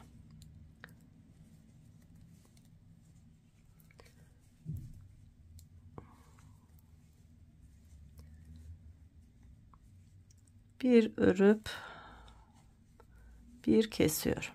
Bir ör, bir kes. Bir ör, bir kes. Evet, bu şekilde sıramı tamamlıyorum. Son ilmeğimi ördüm ve bitti. Şimdi sayalım kaç ilmeğimiz kalmış. 2, 4, 6, 8, 10, 12, 14, 16, 18, 20, 22, 24, 26, 28, 30. Tam 31 ilmeğimiz kaldı. Şimdi lastik çalışması yapacağız. Tekli lastik çalışması yapacağız ama cilveli lastik deniyor arkadaşlar. Böyle çapraz çapraz olacak örgülerimiz. Farklı ve hoş görünen bir lastik çalışmasıdır. Zaten hırkamızın beden kısmında da o çalışmayı kullanacağız. Şimdi başlayalım. İlk ilmeği boş aldım. Sıradaki ilmeği ters olarak ördüm. Sıradaki ilmeği düz öreceğim, fakat şöyle örmüyorum arkadaşlar. Şu ilmeğin arasından, bakın, ilmeği döndürecek şekilde ve ipimi üstten atarak düz örgü olarak örüyorum. Dönüyorum. Tersi normal ters. Ama düzü geliyorum. Bakın, bu şekilde ipi de üstten atacak şekilde düz. Bir düz, bir ters. Fakat düzü çapraz girip ipi üstten atarak.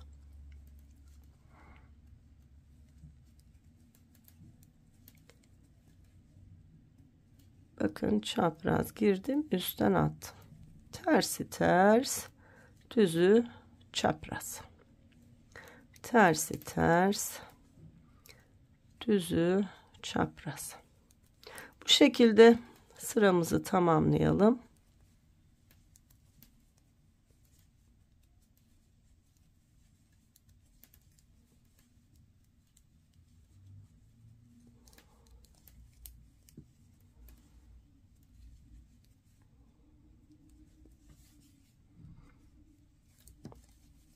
Tersi ters, düzü çapraz.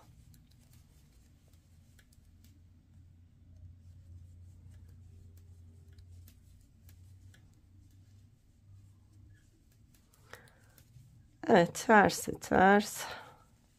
Son ilmeği de ördüm, bitti. Şimdi örgümüzün düz tarafındayız ve lastiğimizin ikinci sırasını öreceğiz. Bakın, ilk ilmeği boşalttım.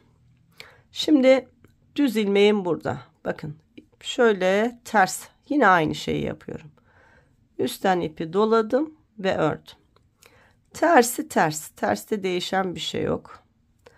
Düzü böyle çapraz batıp ipi üstten atıyorum. Tersi normal ters. Düzü çapraz ve üstten batarak. Tersi ters, düzü çapraz. Bu şekilde sıramızı tamamlayalım.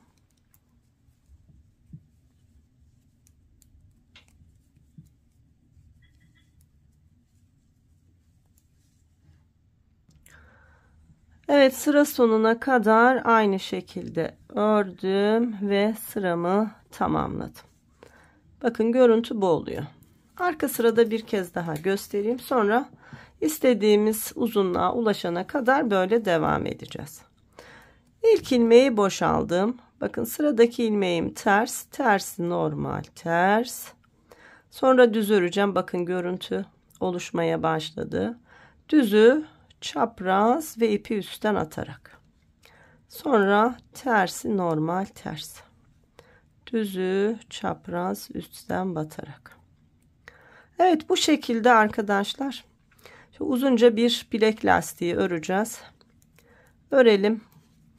Sonra beraber devam edelim.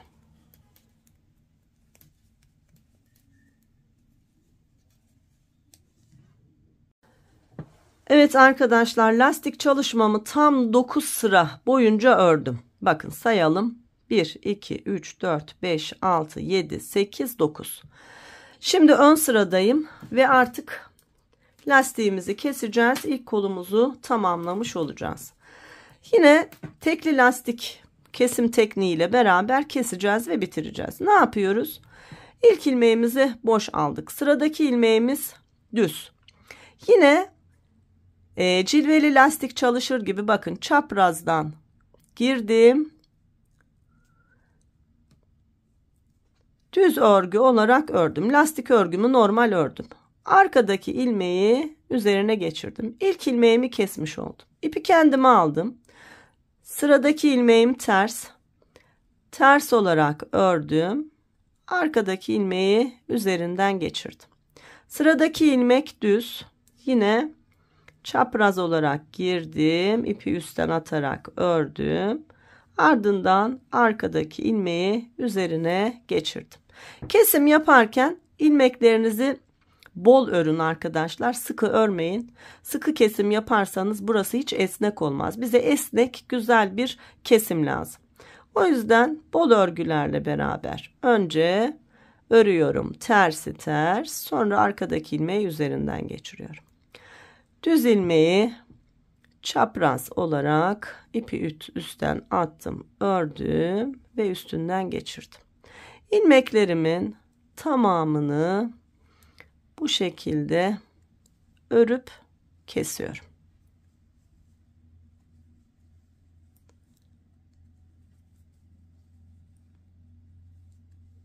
Bakın böyle esnek ve güzel bir kesim yapmış oluyoruz. Şimdi ilmeklerimizin tamamını aynı şekilde keselim. İlmeklerimin tamamını aynı şekilde kestim. Bakın son ilmeğim ters. Ters olarak ördüm. Arkadaki ilmeği üzerinden geçirdim. Şimdi şu son ilmeği bir kez daha örüyorum. Şu kolumu dikebilecek kadar uzunlukta şöyle ipimi bırakıp kesiyorum.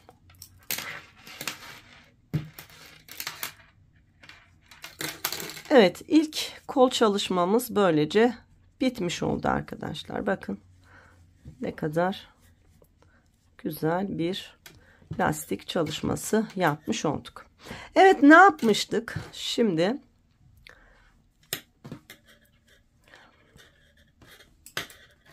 şöyle ön bedenden düz sıradan örgümüze başlamıştık.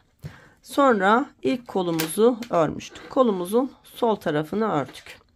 Yani en son şurada kaldık arkadaşlar. Arka beden ilmeğinde kaldık. Bakın burada. Şimdi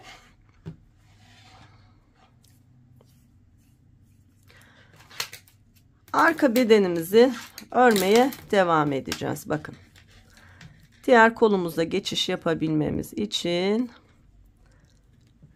arka bedeni örmeye başlıyoruz.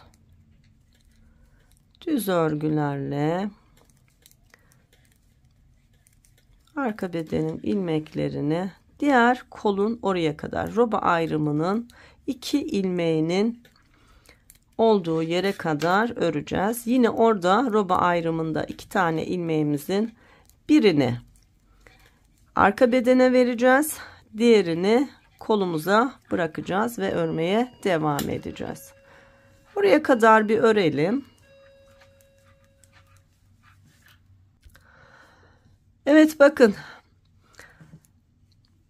Roba ayrımının 2 ilmek olan kısmına kadar geldim. Şimdi ne dedik? Bu bir ilmeği arka bedene, bir ilmeği yine kola bırakacağız. Şimdi arka bedende kaç ilmeğimiz var? Hemen söyleyeyim. 2, 4, 6, 8, 10, 12, 14, 16, 18, 20, 22, 24, 26, 28, 30, 32, 34, 36, 38, 40, 42, 44, 46, 48 ilmeğimiz var. Bir daha sayayım yanlış olmasın. 2, 4, 6, 8, 10, 12, 14, 16, 18, 26, 28, 30, 32, 34, 36, 38, 40, 42, 44, 46, 48. Evet, 48 tane ilmeğim arkada kalmış oldu. Şimdi ikinci kolumuzu öreceğiz. Bakın kolumuz yine burada. Ne yapıyorduk? İlk ilmeği 2 tane ilmek arttıracaktık. İlk ilmeği bir kez ördüm. Sonra yönünü değiştirdim. Bir kez daha ördüm. Bir ilmek arttırdım. Aynı şeyi ikinci ilmeğe de yapıyorduk. Bir kez ördüm. Yönünü değiştirdim. Bir kez daha ördüm. 2 ilmek arttırdık. Devam ediyoruz. Sıra sonunda 2 ilmek kalınca aynı şeyi yapacağız. 4 ilmek artırmış olacağız kolumuzu.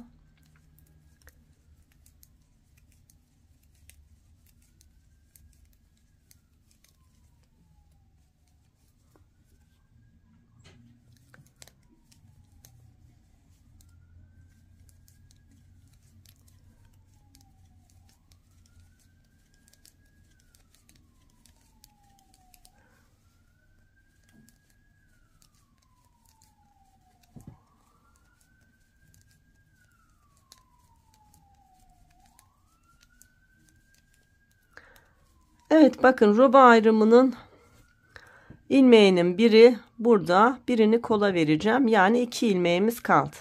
Şimdi şu birinci ilmeği bir kez ördüm. Yönünü değiştirdim. Bir kez daha ördüm. Bir tane arttırdım. Roba ayrımının ilk ilmeği, bunu da bir kez ördüm. Yönünü değiştirdim. Bir kez daha ördüm. Toplamda 4 ilmek artırdık. Sayalım.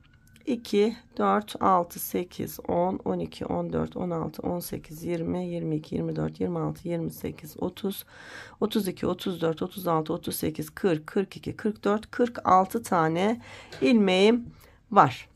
Şimdi tekrar örmeye başlıyoruz. Tıpkı birinci kolu ördüğümüz gibi ikinci kolumuzu da öreceğiz. Önce düz sıralarımızı öreceğiz. Sonra 3 kere model çalışması yapacağız. Sonra lastik çalışması ile beraber ikinci kolumuzu tamamlayacağız arkadaşlar. Evet, örelim, ikinci kollarımızı da tamamlayalım. Sonra alt bedenle yine birlikte devam edelim. Evet arkadaşlar, her iki kolu ördük ve üst bedenimiz bitti. Son olarak kol uzunluğunu size söyleyeyim. Kol altından itibaren şöyle ölçtüğümde tam 23 santim uzunluğunda bir kol çalışmış olduk. Bu dikişe girince bir santime yakın toplar. 22 santim diyebiliriz. Evet, ne yaptık? Ön bedenden başladık. Önce kolumuzun birini ördük. Sonra ipimizi bağladık. Geldik arka bedeni ördük. Sonra ikinci kolumuzu da ördük ve bitirdik. İkinci kolumda da yine dikiş için uzun bir ip bıraktım. Şimdi örmediğimiz bir diğer ön bedenimiz kaldı. Sıra burada. Burayı da öreceğiz ve artık ön bedenle arka bedeni birleştireceğiz arkadaşlar. Bakın burada kaldık. Şimdi ipimi buradan bağlayacağım ve düz örgülerle beraber örüp sıramı tamamlayacağım. Hemen başlayalım. Geliyorum. İpimi bağlayarak başlıyorum.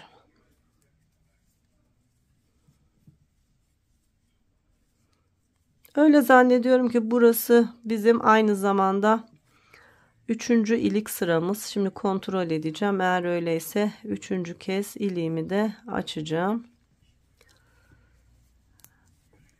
Evet, düz örgülerle son 8 ilmek kalana kadar önce örgümüzü bir örelim, sonra kontrol edelim.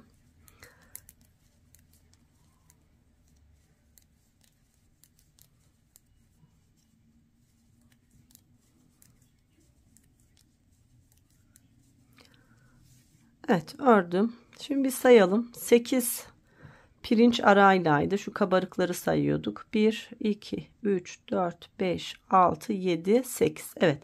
İlik çalışmamızı yapacağız şimdi. Pirinç örgüyle başladım. 1, 2, düzün üzerine ters. Tersin üzerine düz olarak ördüm. Tekrar düzün üzerine ters ördükten sonra şişime ipimi doladım. Sıradaki 2 ilmeği birlikte ters olarak ördüm. Sonra bir ters ilmeğim var, üzerine düz ördüm. Kenar çalışmam düz kenar çalışması olduğu için 2 ilmeği şişime boş olarak aldım. Bakın arkadaşlar, 3. iliğimizi de açmış olduk. Şimdi geriye dönelim. Boş almış olduğum ilmeklerimi ters olarak ördüm, 2 ilmeği. Sonra tersin üzerine düz, düzün üzerine ters, ilik açmış olduğum doladığım ilmek düz, sonra ters, düz, ters. Tam 8 ilmeği pirinç ördükten sonra ters örgülerle ilerliyorum.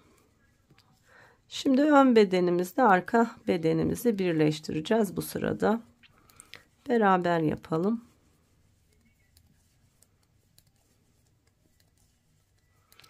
Tıpkı kol altında yaptığımız artırma çalışmasının aynısını yapacağız arkadaşlar. Son 2 ilmek kalana kadar ters örgülerle ilmeklerimi ördüm. Ardından bakın 2 ilmeğim kaldı.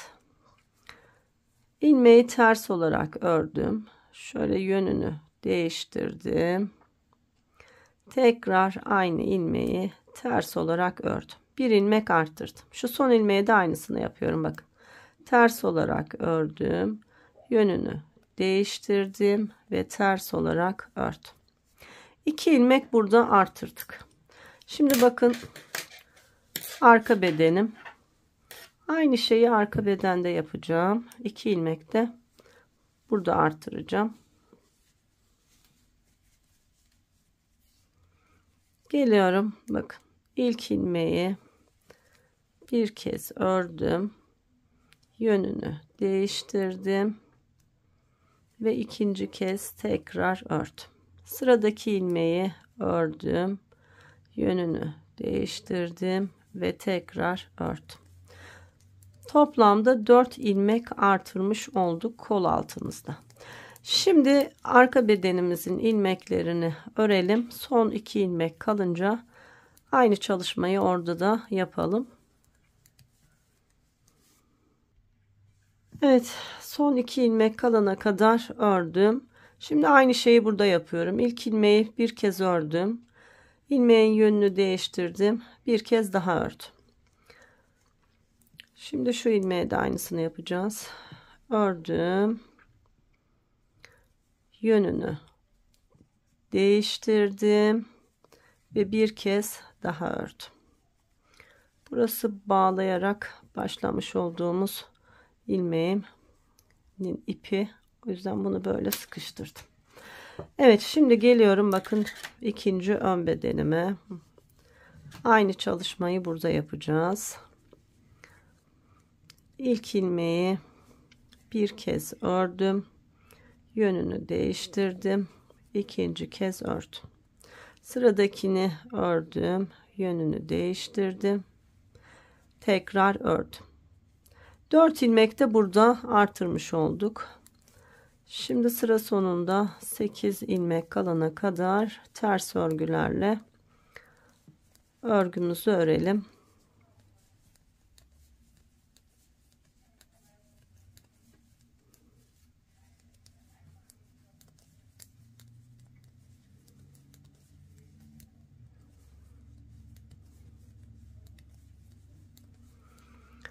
Evet, son 8 ilmeğim 2 4 6 8 kaldı.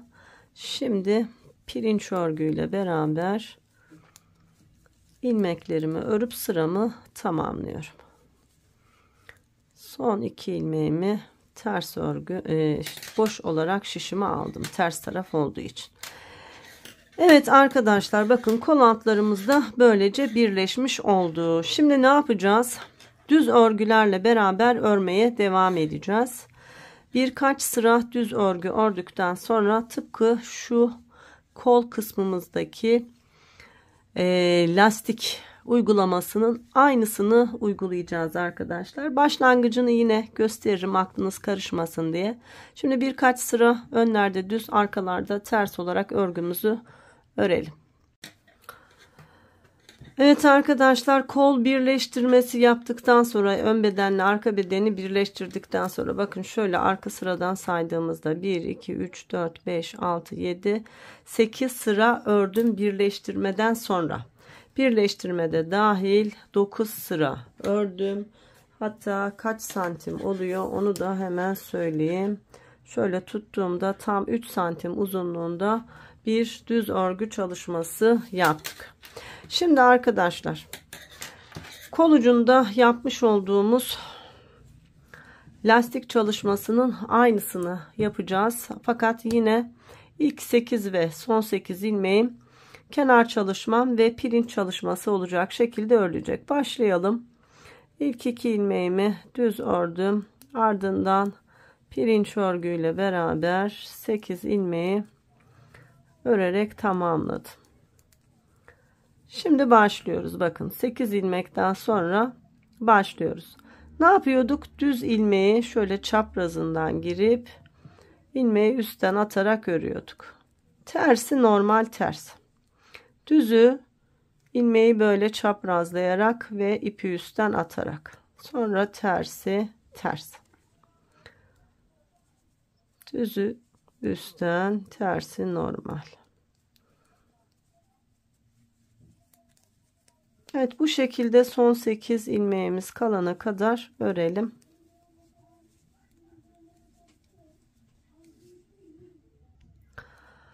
Evet, cilveli lastik çalışmamı son 8 ilmeği kalana kadar ördüm arkadaşlar. Hatta şurayı da düzlen bitirelim. Şöyle yapalım. En son ilmeğim ters de bitti ya. Şu aynı ilmeğin yönünü değiştirelim. Bir kez daha örelim. Şurası da yine düzle bitsin. Cilveli lastik tersle bitiyordu. Bir daha göstereyim ne yaptığımı. Şimdi lastik çalışmamı örerek geldim. Bakın tersten sonra düz ördüm. Şimdi bir ilmeğim kaldı. Ondan sonra bu pirinç çalışmasına geçeceğim. Şuranın da düz bitmesini istiyorum ama bir önceki ilmek de düz ya. O yüzden bu ilmeği 2 kez örelim. Bir kere ters ördüm. Sıradaki ilmeğim ters olduğu için sonra yönünü değiştirdim. Aynı ilmeği bir kere daha ördüm. Düz yaptım. Yani bir ilmek artırmış olduk. Sonra pirinç örgümüzü örerek sıramızı tamamlıyoruz. Şimdi arkadaşlar, ben tam kaç sayıyla ördüğümüzü de söyleyeceğim. Şu son 2 ilmeğimiz boş aldık, düz örgü. Hemen sayayım, toplamda kaç ilmek olduğunu da size söyleyeyim. Arkadaşlar, son yapmış olduğum şuradaki artırma ile beraber 121 ilmeğim var. Evet, şimdi hep cilveli lastik öreceğiz. Bir 10 sıra kadar sanırım öreceğiz bunu. Şimdi şu arka sırayı da göstereyim. Düz kenar çalışmamın ilk 2 ilmeğini ters ördüm. Sonra pirinç çalışmamı yapıyorum. Böyle 8 ilmeğimi ördükten sonra bakın şimdi cilveli lastik çalışma. Sıradaki ilmeğim tersi ters ördüm. İpi arkaya attım. Sıradaki düzü çapraz ve üstten. Sonra tersi normal ters. düzü, çapraz ve üstten. Tersi, ters. Düzü, üstten. Bakın. Lastiğimiz oluşmaya başladı. Bu şekilde bir miktar örelim. İstediğimiz uzunluğa gelince tekrar model çalışmalarına döneceğiz ve zaten bu model çalışmaları ile beraber de hırkamızı tamamlamış olacağız. Arkadaşlar bakın, lastik çalışmamı 2, 4, 6, 8, tam 9 sıra boyunca ördüm. Şimdi örgümün arka tarafındayım. Arka tarafta ilk 8 ilmeğim kenar pat çalışmam. Önce onu yapıyorum.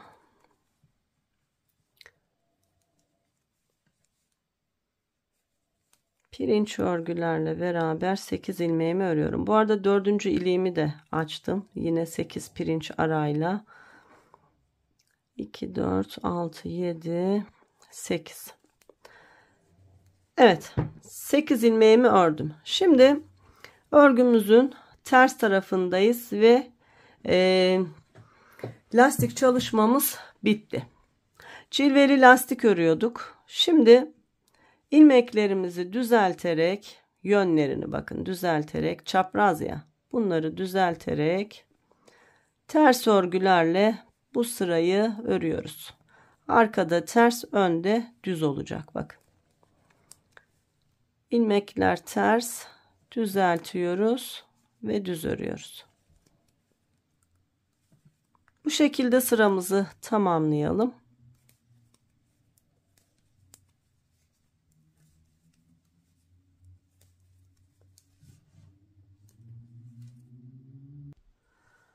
Evet, ilmeklerimin yönlerini değiştirerek son 8 ilmeğim kalana kadar 2, 4, 6, 8 ört.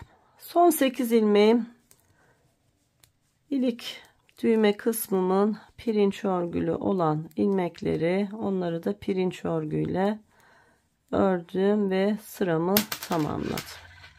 Bakın, ilmeklerimizin yönleri düzelt. Şimdi arkadaşlar, hırkamızın alt kısmı geniş bir hırka. O yüzden artırma çalışması yapacağız. Hemen onu da göstereyim. Yine ilk 8 ilmeğimizi kenar pat olarak pirinç örgülerle çalışıyoruz.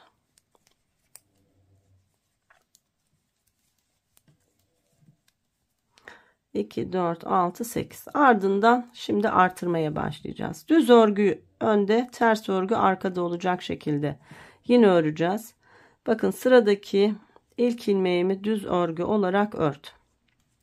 Ardından ilmek çıkartacağım. İsterseniz şöyle gizli artırma şeklinde yapabilirsiniz. İsterseniz de bu iki ilmek arasında ilmeğimiz var. Bunu yukarıya alıp örebilirsiniz. Hangisi size kolay geliyorsa. Bir ilmek şişten örüyoruz. Bir ilmek aradan çıkartıyoruz. Ve öyle örüyoruz. Bir ilmek örüyoruz. Bir ilmek aradan çıkartıyoruz.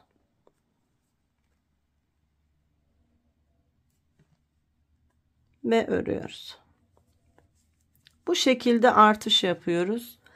Nereye kadar? Son 8 ilmeğim kalana kadar. Bakın, burada 9. ilmek düz örgü. En son onun bir önceki şu aradan çıkartarak artışımızı yapacağız.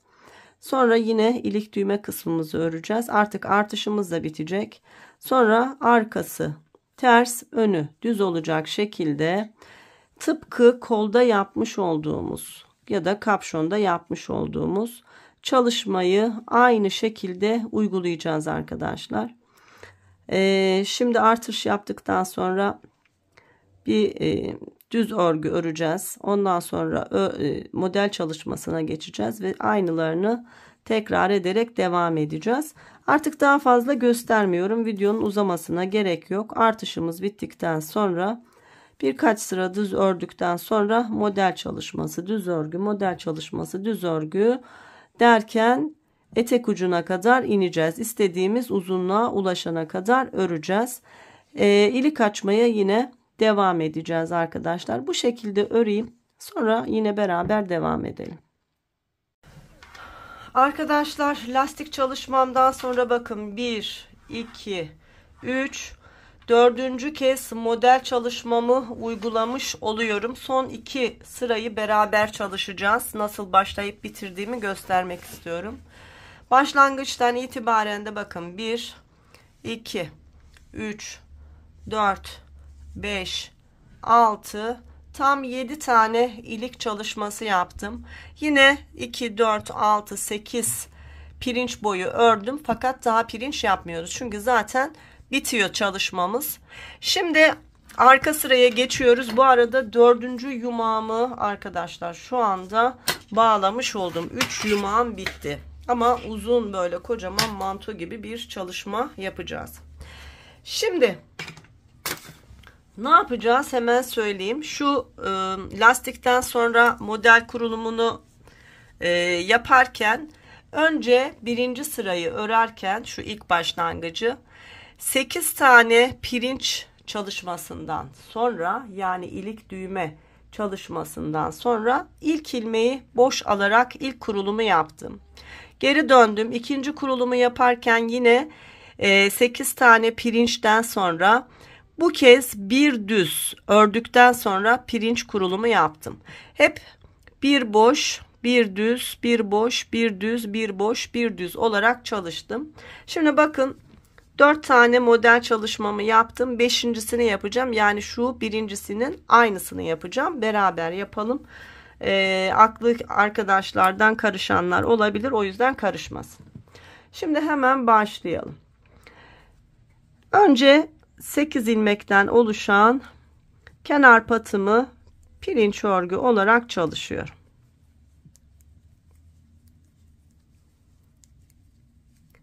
İki, 4, 6, 7, 8 ilmeği çalıştım. Şimdi model kurulumuna başlayacağım. Bakın ilkinde şu ilk ilmeği boş alıp sonra bir düz, bir boş, bir düz, bir boş olarak örüyorum. Bu şekilde sıra sonuna kadar örelim. Evet, sıra sonuna kadar aynı şekilde ördüm. Bakın son 8 ilmeğim kalana kadar hemen sayalım. 2, 4, 6, 8. Bakın son ilmeği de boş aldıktan sonra 2, 4, 6, 8 ilmeğim kaldı. Düzün üzerine ters, tersin üzerine düz olarak kenar patımıza örüyorum. Son 2 ilmeğim zaten boş. Şimdi örgümüzün düz tarafında sıramızı ilk 8 ve son 8 ilmeğimiz pirinç örgü, diğerleri de düz örgü olacak şekilde örelim, sıramızı tamamlayalım. Son örnek çalışmamızı da yapalım. Artık zaten çalışmamız bitti.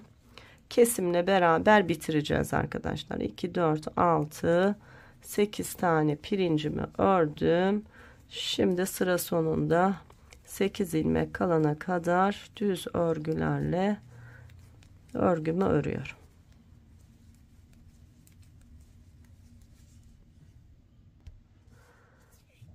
Evet, düz örgülerle son 8 ilmek kalana kadar ördüm. Şimdi son 8 ilmekte pirinç çalışmamı yaparak sıramı tamamlıyorum.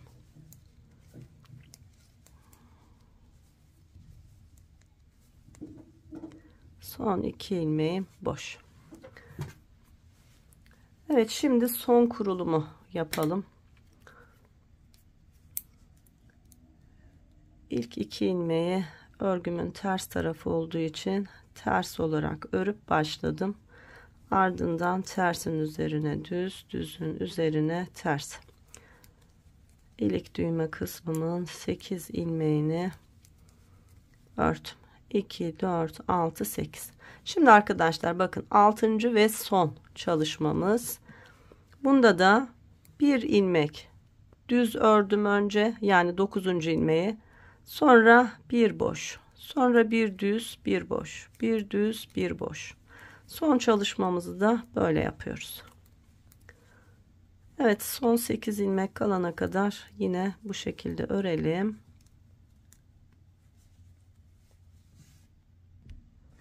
Evet, sıra sonuna geldiğimde bakın bir boş ve bir düzle beraber bitirmiş oluyorum. 2 4 6 8 tane kenar pat ilmeklerim var. Pirinç örgü olarak ördüm ve tamamladım. Şimdi kurulumumuz bitti ve artık kesim yapacağız arkadaşlar. Sıramı tamamlıyorum. Geri dönüyorum. Bu kez şöyle bir iki düzden sonra bir düz bir ters, bir düz bir ters, 2 4 6 8 ilmeğimi ördükten sonra arkadaşlar düz örgülerle yine sıramızı tamamlıyoruz. 6. kurulumu da yaptık, bitirdik. Evet, sıramızı tamamlayalım. Evet, düz örgülerle son 8 ilmeğim kalana kadar ördüm. Şimdi 8 ilmeğimi de pirinç örgü olarak örüyorum ve sıramı tamamlıyorum. Son 2 ilmeğimi boş aldım. Şimdi arkadaşlar artık model çalışması da bitti. Sadece bir sıra lastik çalışması yapacağız ve bir sonraki sırada keserek artık örgümüzü bitireceğiz. Ama bu ilk 8 ve son 8 ilmeğimizi yine pirinç olarak örüyorum. Bakın 2 3 4 5 6 7 8 2 4 6 8. Şimdi tekli lastiğe gidiyoruz. Tekli lastik çalışması yapıyoruz. Bakın tersten sonra sıradaki ilmeği düzle başlıyorum. Bir düz, bir ters, bir düz, bir ters. Tekli lastik çalışması yapıyoruz ama cilveli lastik yapmıyoruz. Normal lastik çalışması yapacağız.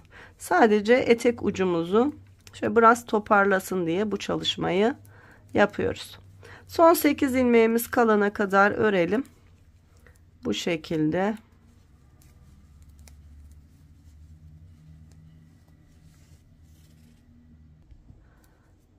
Evet, bir ters bir düz örgülerle beraber son 8 ilmeğim kalana kadar ilerledim. Şimdi kontrol edeceğim. 2 4 6 8.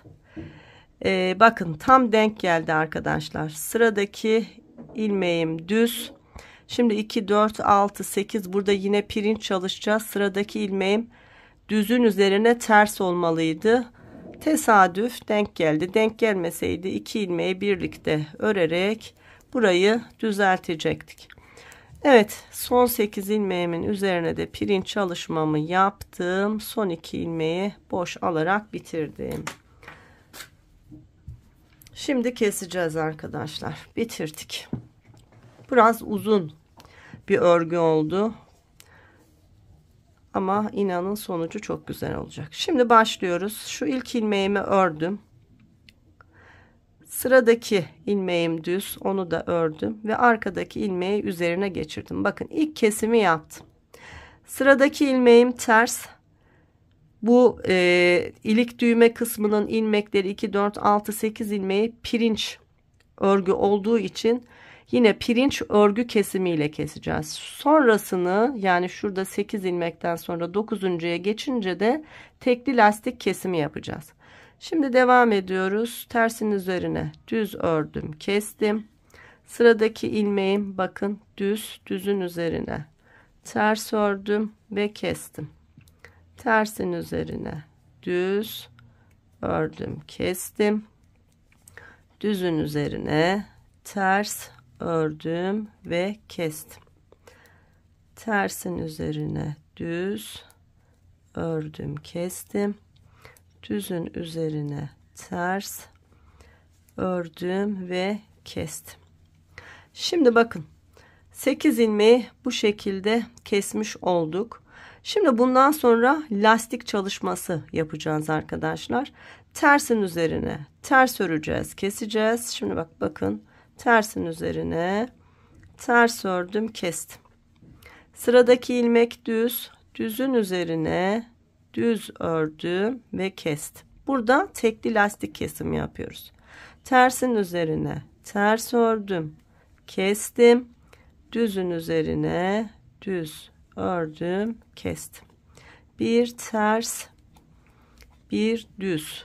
Tekli lastiği yine bir ters, bir düz örerek kesiyoruz. Tersi ters örüp kesiyorum. Düzü düz örüp kesiyorum. Son 8 ilmek kalana kadar bu şekilde keseceğiz. Son 8 ilmek kaldığında yine pirinç örgü kesimi yapacağız. Yani tersin üzerine düz örüp keseceğiz. Düzün üzerine ters örüp keseceğiz. Bakın burası tekli lastik oldu. Burası yine bizim pirinç örgü çalışmamız olmuş oldu. Arkadaşlar son 8 ilmek kalana kadar bu şekilde çalışalım. Yine son 8 ilmeği birlikte keserek bitirelim. Ondan sonra zaten dikişlerimiz ve bağcığımız var. Onu yapacağız ve bu kocaman bir kız çocuk paltosu örmüş olacağız. Sonra devam edelim. Arkadaşlar son 8 ilmeğim kalana kadar aynı şekilde lastik örgü olarak bakın düzü düz tersi ters olarak kestim. Şimdi son 8 ilmeğe geldik. Bakın 2 4 6 8 ilmek. Bundan sonra pirinç örgüyle örmeye devam edeceğim ve öyle keseceğim. Yani sıradaki ilmeğim düz. Düzün üzerine ters ördüm. Arkadaki ilmeği üzerinden geçirdim. Sıradaki ilmeğim ters. Tersin üzerine düz ördüm, kestim. Düzün üzerine ters ördüm. Yani pirinç örgü kesimi yaparak son 8 ilmeğimin de kesimini yapıp artık örgümü bitirmiş oluyorum. Son olarak arkadaşlar bağcık çalışmamız olacak. Daha önce o çalışmayı size göstermiştim. Tekrar göstereceğim. Öyle bir bağcık öreceğiz. Bakın son 2 ilmeğim düz. Düz olarak ördüm, kestim. Yine son ilmeğim düz. Düz olarak ördüm ve kestim. Şu son ilmeğimi bir kez daha ördüm. İpimi biraz uzun bırakarak kestim ve tamamlamış oldum. Bakın ne kadar düzgün oldu. Şimdi tığımın yardımıyla beraber ipimi önce arka tarafa aldım. Ardından ilmeklerin arasından birkaç kez böyle yürütüyorum.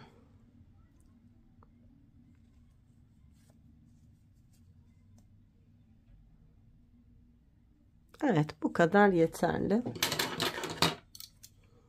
Diğer iplerimi de aynı bu şekilde temizledim arkadaşlar. Bir burada var. Bunu da yapalım. Aynen. Siz de tığınızın yardımıyla fazla olan ipleri böyle yürütün birkaç kez. Sonra fazla olanı keserek temizleyin.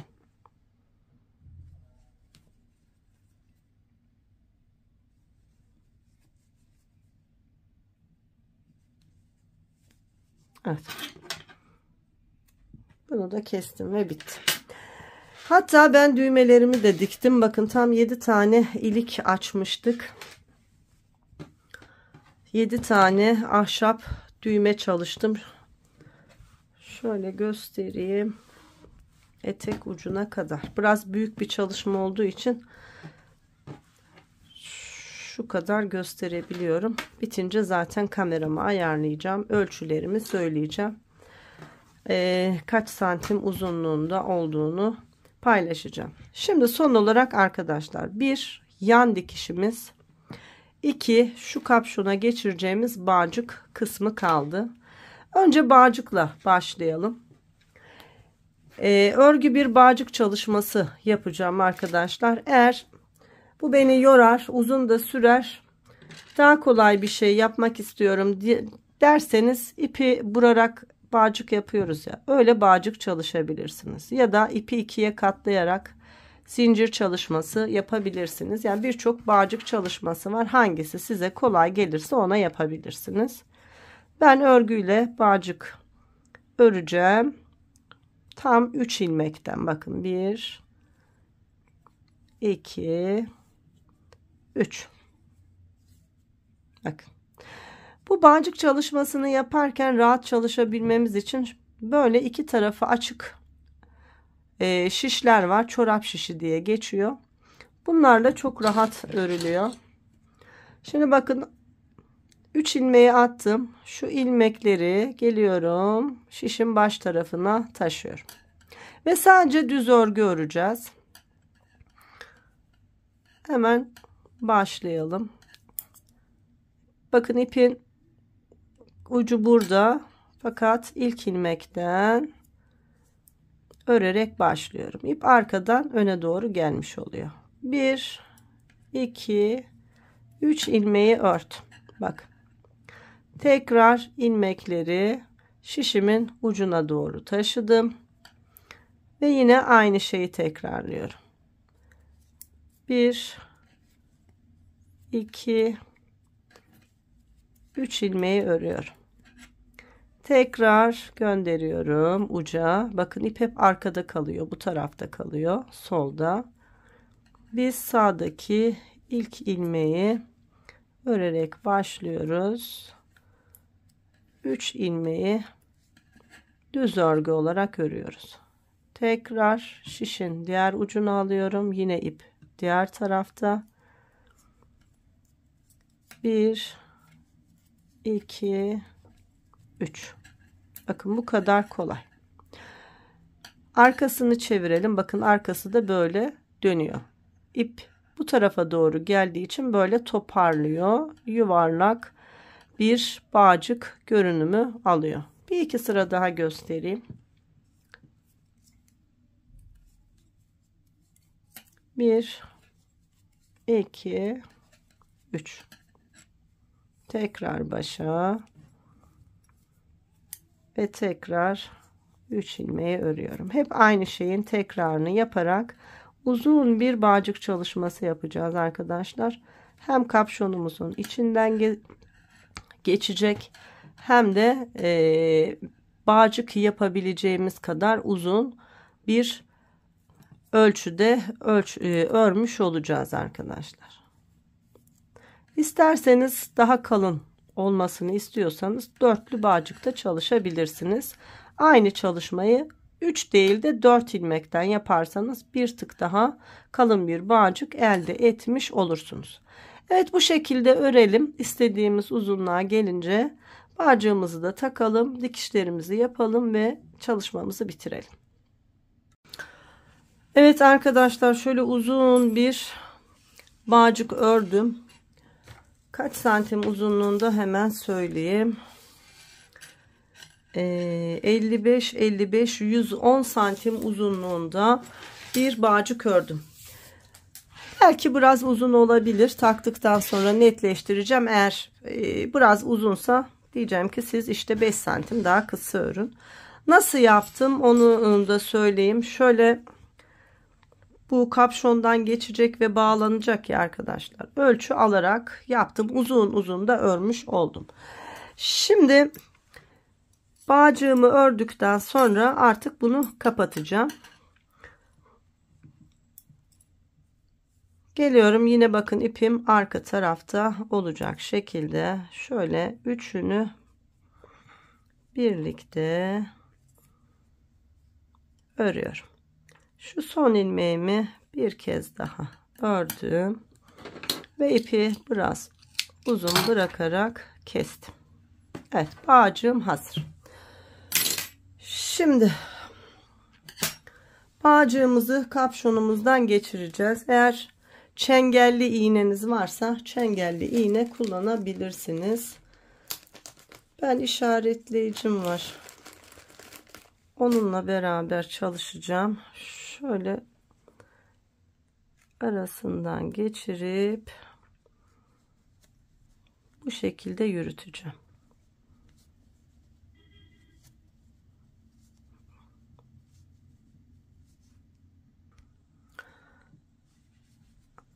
Evet arkadaşlar, kapşonumun içerisinden bağcığımı geçirdim.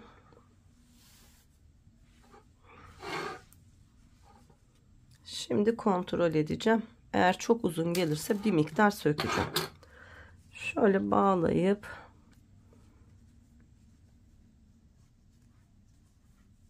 fiyonk yaptım. Yani çok uzun olmadı. Aslında gayet güzel oldu. Ama isterseniz siz bir 5 santim daha kısa örebilirsiniz arkadaşlar. Yani ben 110 santim ördüm ya. Siz 100 santim, 110 santim kısa da örseniz olur.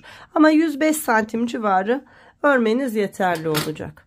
Evet, şimdi şu görmüş olduğunuz başlangıç ve bitiş ipimi de geleceğim.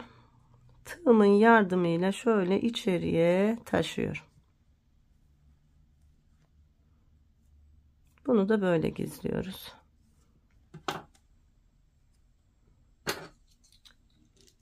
Fazlasını kestim. Aynı şeyi diğerine yapacağım. Geliyorum tam içinden.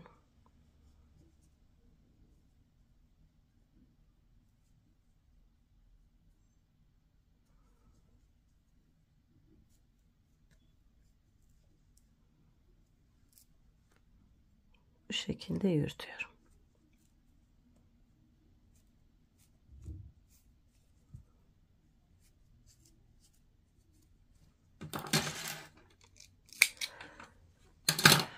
Evet, bağcığımız da bitti. Son olarak kol altı dikişlerimiz var. Şu kol dikişlerimiz. Onları da yapalım. İpimi iğneme geçireyim. Şimdi örgümüzün düz tarafından dikiş yapacağız. Şu ilk ilmekle diğer taraftaki ilk ilmeği önce birleştiriyorum. Ardından şu kenardaki ilmeğe hiza alarak bir sağdan bir soldan iğnemi batırarak birleştiriyorum. Bakın, hep aynı hizayı takip ediyorum. Aynı ilmek hizasını. Bir sağdan bir soldan birleştiriyorum.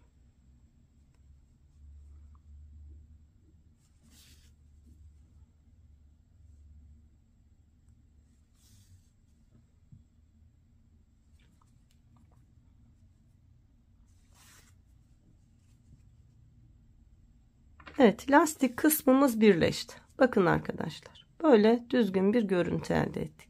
Devam ediyoruz. Şimdi düz örgümüzün olduğu yerdeyiz. Yine aynı şeyi yapıyorum. Aynı ilmeği hiza alarak bir sağdan bir soldan batarak birleştiriyorum. Haroşa dişi gibi şöyle döndüyseniz eğer benim gibi kenarları, bunları da bakın tam karşılıklı hiza alarak bir sağdan bir soldan birleştiriyorum.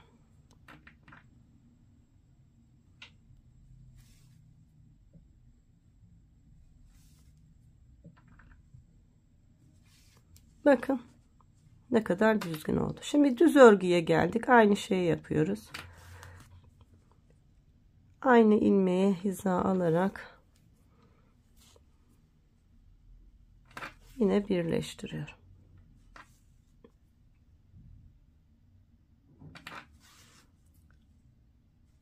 Evet, bu şekilde kol altına kadar dikelim arkadaşlar.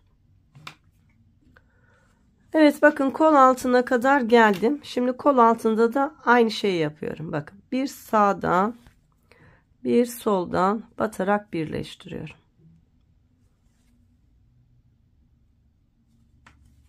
Bakın birleşti.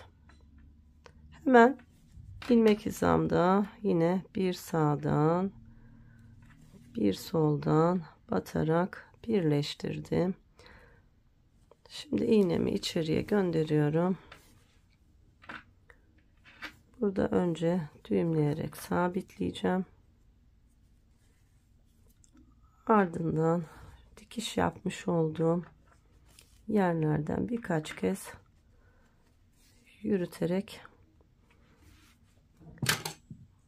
fazla ipimi kestim. Evet arkadaşlar, çok güzel bir çalışma yapmış olduk. Bayağı da büyük oldu. Bu kameramı ayarlayayım. Son halimizi bir görelim. Ölçülerimi vereyim size. Böylece bu çalışmayı da tamamlamış olalım. Evet arkadaşlar, kocaman bir palto oldu, öyle söyleyelim. Artık bu hırka değil, yani palto olmuş oldu. Hemen ölçü de vereyim size. Şimdi şöyle yapalım. Şu omuz hizasından sırayla ölçüleri teker teker vereyim. Bakın, omuz hizasından kol altı şu robamızın olduğu yere kadar uzunluğumuz 15 santim. Aşağıdaki lastik çalışmasına kadar olan uzunluğum 19 santim. Örgümüzün uzunluğu 42 santim arkadaşlar. Omuzdan etek ucuna kadar uzunluğumuz 42 santim. Kol ölçüsü vereyim. Şu omuzdan ölçtüğümde kolumun boyu tam 34 santim uzunluğunda. Kol altından itibaren ölçtüğümde de 22 santim uzunluğunda. Şu kol altından kol altına olan genişliğim 31 santim. Şu lastikli olan kısmımın genişliği de yine 31 santim. Etek kısmımızın şöyle tuttuğumda genişliği arkadaşlar 54 santim. Ve kocaman bir palto çalışmış olduk. Şimdi arka tarafımıza da bakalım. Bakın, arkadan görünüşü de böyle. Çok güzel, çok güzel oldu. Diyecek bir şey bulamadım. Çok güzel oldu. Askıdayken de arkadaşlar resmini çekip yine paylaşacağım. Videoya ekleyeceğim. Öyle de askıdaki halini de görmüş olursunuz. Evet, bir anlatımın daha sonuna geldim. Umarım beğenmişsinizdir. Bu arada arkadaşlar 4. yumaktan çok az kullandım. Bakın. Çok az bir şekilde kullandık. Yani 3 yumak bitti. 4. yumaktan çok az kullanarak bu çalışmayı tamamlamış olduk. Ben çok beğendim. Çok güzel bir kapşonlu palto çalışması olmuş oldu. Kaç yaşa kadar giyilebilir? Yani rahat 2, 3, 4 yaş çok rahat bir şekilde giyilebilir diye düşünüyorum. Tabii bu çocuğunuzun gelişimiyle alakalı arkadaşlar. Bazı çocuklar çok iri oluyor. Dolayısıyla onlar bu kadar ileri yaşlara kadar giyemeyebilirler. Ama genel anlamda söylersek, standart olarak yola çıkarsak rahat 2, 3, 4 yaşa kadar giyilebilecek büyüklükte bir çalışma olmuş oldu. Evet, beğeni ve yorumlarınızı bekliyorum. Özellikle örüp bitiren arkadaşlar mutlaka bana yorum yazmanızı istiyorum. Rahat örebildiniz mi anlatımımla? Örgünüz nasıl oldu? Ördükten sonraki sonucu beğendiniz mi? Eğer söylerseniz çok mutlu olurum. Bir sonraki videomda görüşebilmek dileğiyle herkese sağlık, sıhhat, esenlikler diliyorum. Hoşça kalın.